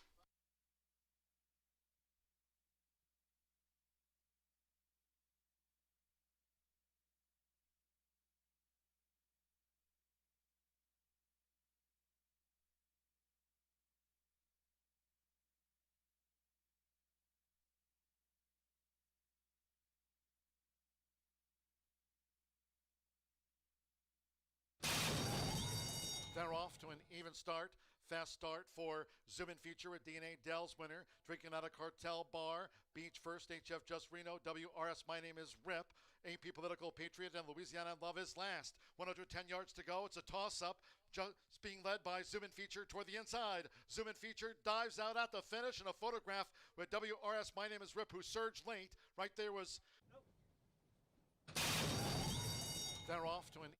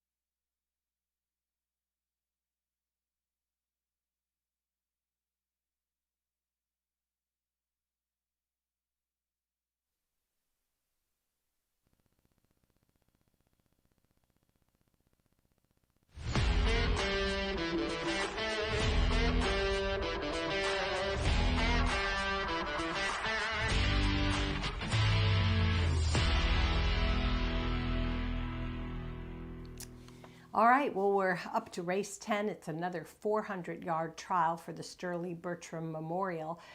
400 yards, and these are registered Indiana-bred 3-year-olds. They're vying for an opportunity to come back in the final, which is going to take place on October 8th here at Horseshoe Indianapolis. No scratches so far in this field, so we do have another contentious trio from the barn of Tim Eggleston, our current leading quarter horse conditioner, and I can't ignore the standout, and that's number 9, Apolitical Mission. 3 wins already this year, including a victory in the Harley Green Derby on May 31st. Bred by Walter Dick Harrison, the son of the Transmission, that's the name of the stallion, is the only 400-yard winner in this trial. A nice outside draw for the high earner, and jockey Rolando Pina will guide this gelding. All right, Eggleston's stablemate, and like I said, there's 3 of them in here, but I have to talk about number 5, and that's Kiss My Garter. Now, this is a filly. She's only made 1 start as a 3-year-old, but I was pretty impressed with last month when she she was making her first race start off the layoff, and she ran a really good race, and she posted a nice speed index. She's a filly by Kiss My Hawks. That was an AQHA champion 2-year-old that I talk about quite often. And when you see that pedigree, you know this horse can come up and get 400 yards. There's no question about that. You know, I think she can get the distance for under leading rider Eduardo Diaz. He's been her only pilot in her 2-year-old campaign and also this year. So that's number 5, Kiss My Garter. Just to give you an idea of the time that it might take for the qualification, last year's winner, DuPont Beach, won the final in 19.816 seconds. Now, that doesn't mean that all the horses that go to the final will have a time less than 20 seconds, but that's certainly something you want to watch when you see this next trial, and also when you check your replays on race 9 that we already ran. All right, we'll go next to number 2, Paradise Beach. High percentage trainer Claudia Barazza teams with leading owner from last year and also very much in contention this year, Campos Family Ventures, and experienced pilot Edgar Diaz. They're uniting with number 2, Paradise Beach.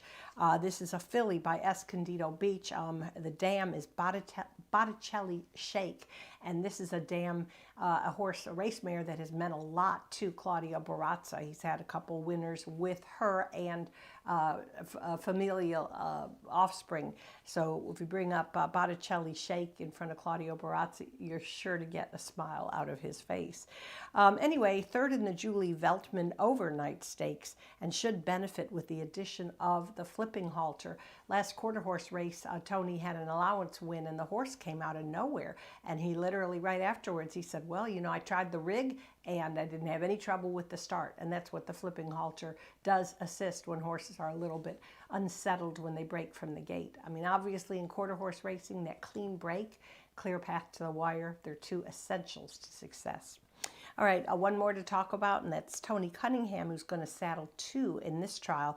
And even though number 4, Flashing Beach DHD, is still a maiden, she's a daughter of Escondido Beach, and she's shown a lot. What I like is the closing kick. When I see a horse that raced 300, 350 yards, but is coming alive in the final strides, that means that's good. That's good. That means the horse likes the distance, probably do better as gets into the 400-yard category. So that's my other choice. So I'll go 9, 5, 2, 4 in the second of 2 trials. Tammy Knox will put a press release out about the 10 fastest qualifiers. Remember, you'll see them back in action in a few weeks on October 8th.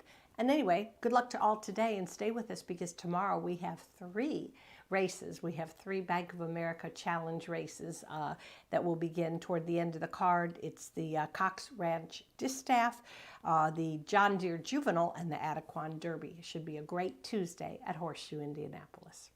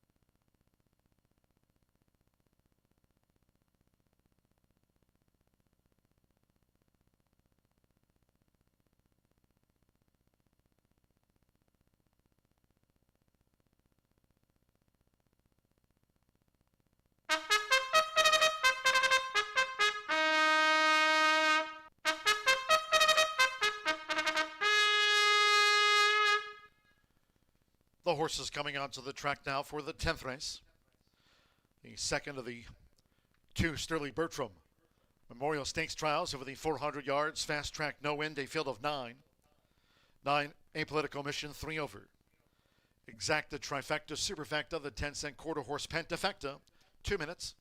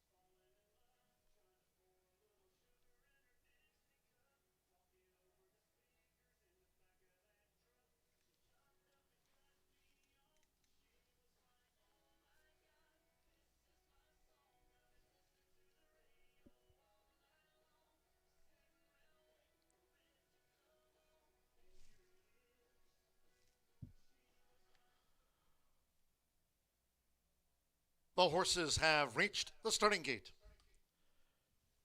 It is now post time. Rolanda Pina, Apolitical Mission to that outside gate, uses a flipping halter. Paradise Beach. The First two of the 9 into line here at the 400-yard start. LB Coyota.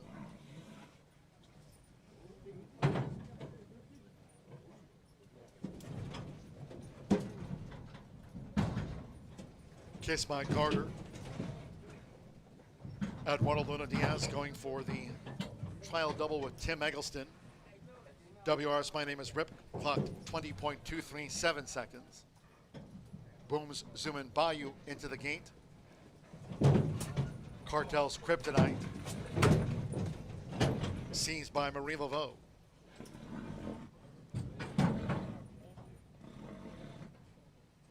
Apolitical mission loaded, 2 back. Flashy Beach DHD, like Cartel's Kryptonite, both here for Tony Cunningham. This is the second of the 2 Sterling Bertram Memorial Stakes trials. One more. Leonardo Rodriguez and Wildcat Lover coming up. Seized by Marie Laveau. Fractious in the gate there.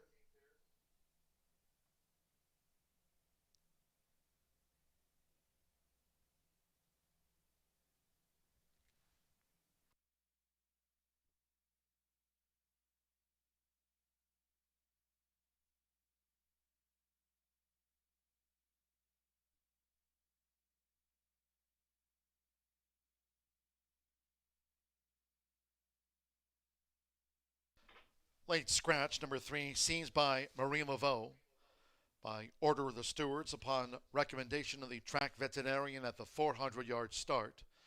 Number 3, seized by Marie Laveau, now a late scratch. There will be a 7-3 consolation double. 7-3 consolation double. Those using 3, seized by Marie Laveau in a multi-race wager. You'll now receive the post-time favorite as your substitute in a multi-race wager. Scratch number 3, seized by Marie Laveau.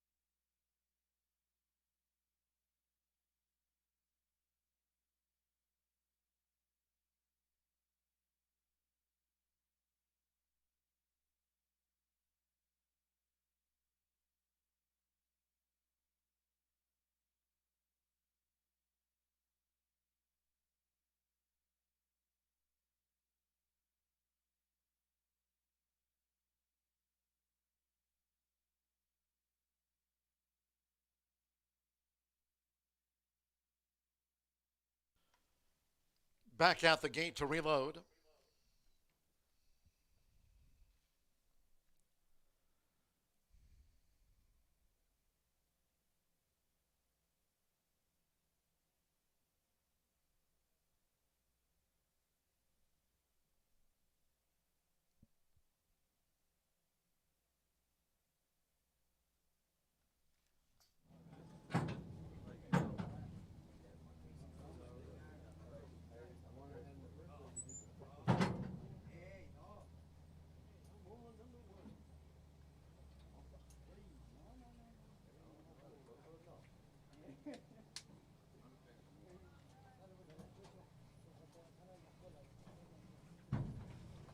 Kiss My Garter reloads.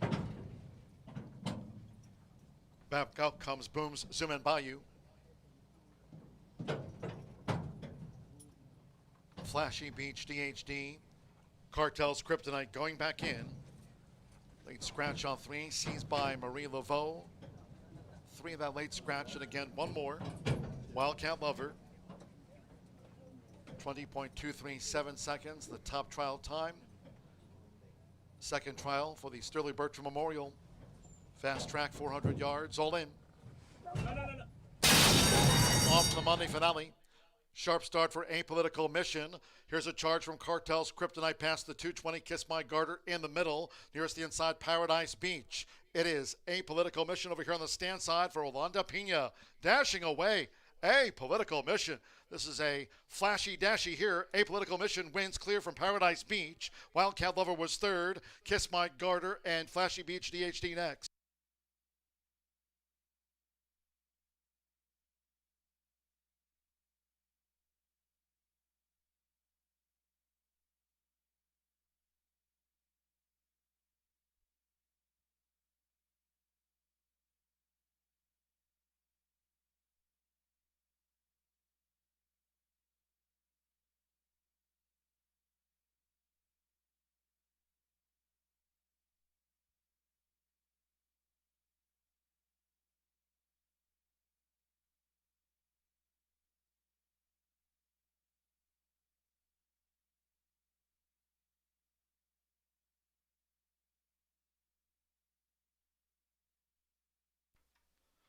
Nine, 2, 8, 5, 4. 9, Apolitical Mission first. 2, Paradise Beach was second. Number 8, Wildcat Lover third. 5, Kiss My Garter fourth. And 4, Flashy Beach DHD was fifth for the quarter horse Pentafecta. Well, on to the final. For the Sterling Bertram Memorial Stakes goes Apolitical Mission. Rolanda Pena, Tim Eggleston takes out both trials. Here the top time for Apolitical Mission. Clock 19.999 seconds.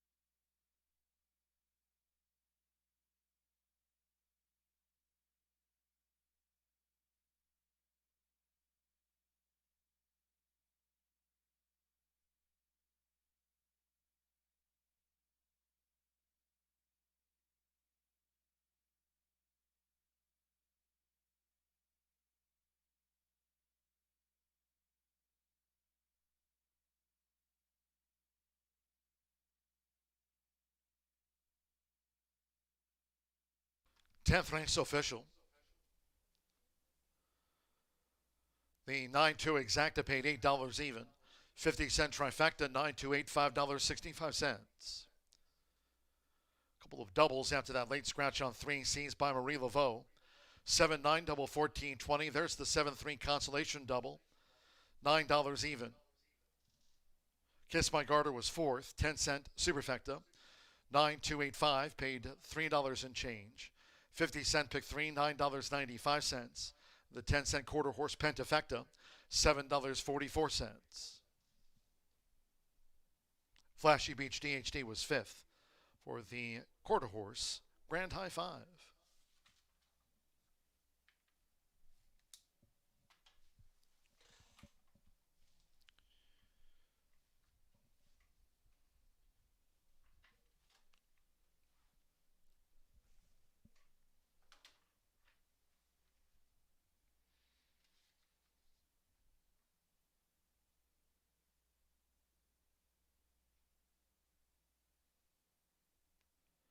Returning to the Murphy Trailer Sales Winners Circle, this sharp trial winner for the Sterling Bertram Memorial Stakes Final, Apolitical Mission under the hands of Rolanda Pena. Number 9, Apolitical Mission is a 3-year-old, brown gelding by The Transmission. Out of the Apolitical Jess Mare, Apolitical Deb, Tim Eggleston takes out both trials for the Sterling Bertram Memorial. Trains here, Apolitical Mission. The trial winner in 19.999 seconds for Philip R. Harrison. The winner was bred here in the Hoosier State by Dick Harrison. Horseshoe Indianapolis congratulates the winning connections. That was an impressive trial win for Apolitical Mission in 19.999 seconds. That concludes our live racing program for today. We thank all that joined us here on track, and cheers to all who tuned in. Live racing this week with Tuesday through Thursday cards, post time from 2:10. Until next time, for all of us here at Horseshoe Indianapolis, it's been my pleasure today from the broadcast booth. Track announcer John G. Dooley saying goodnight.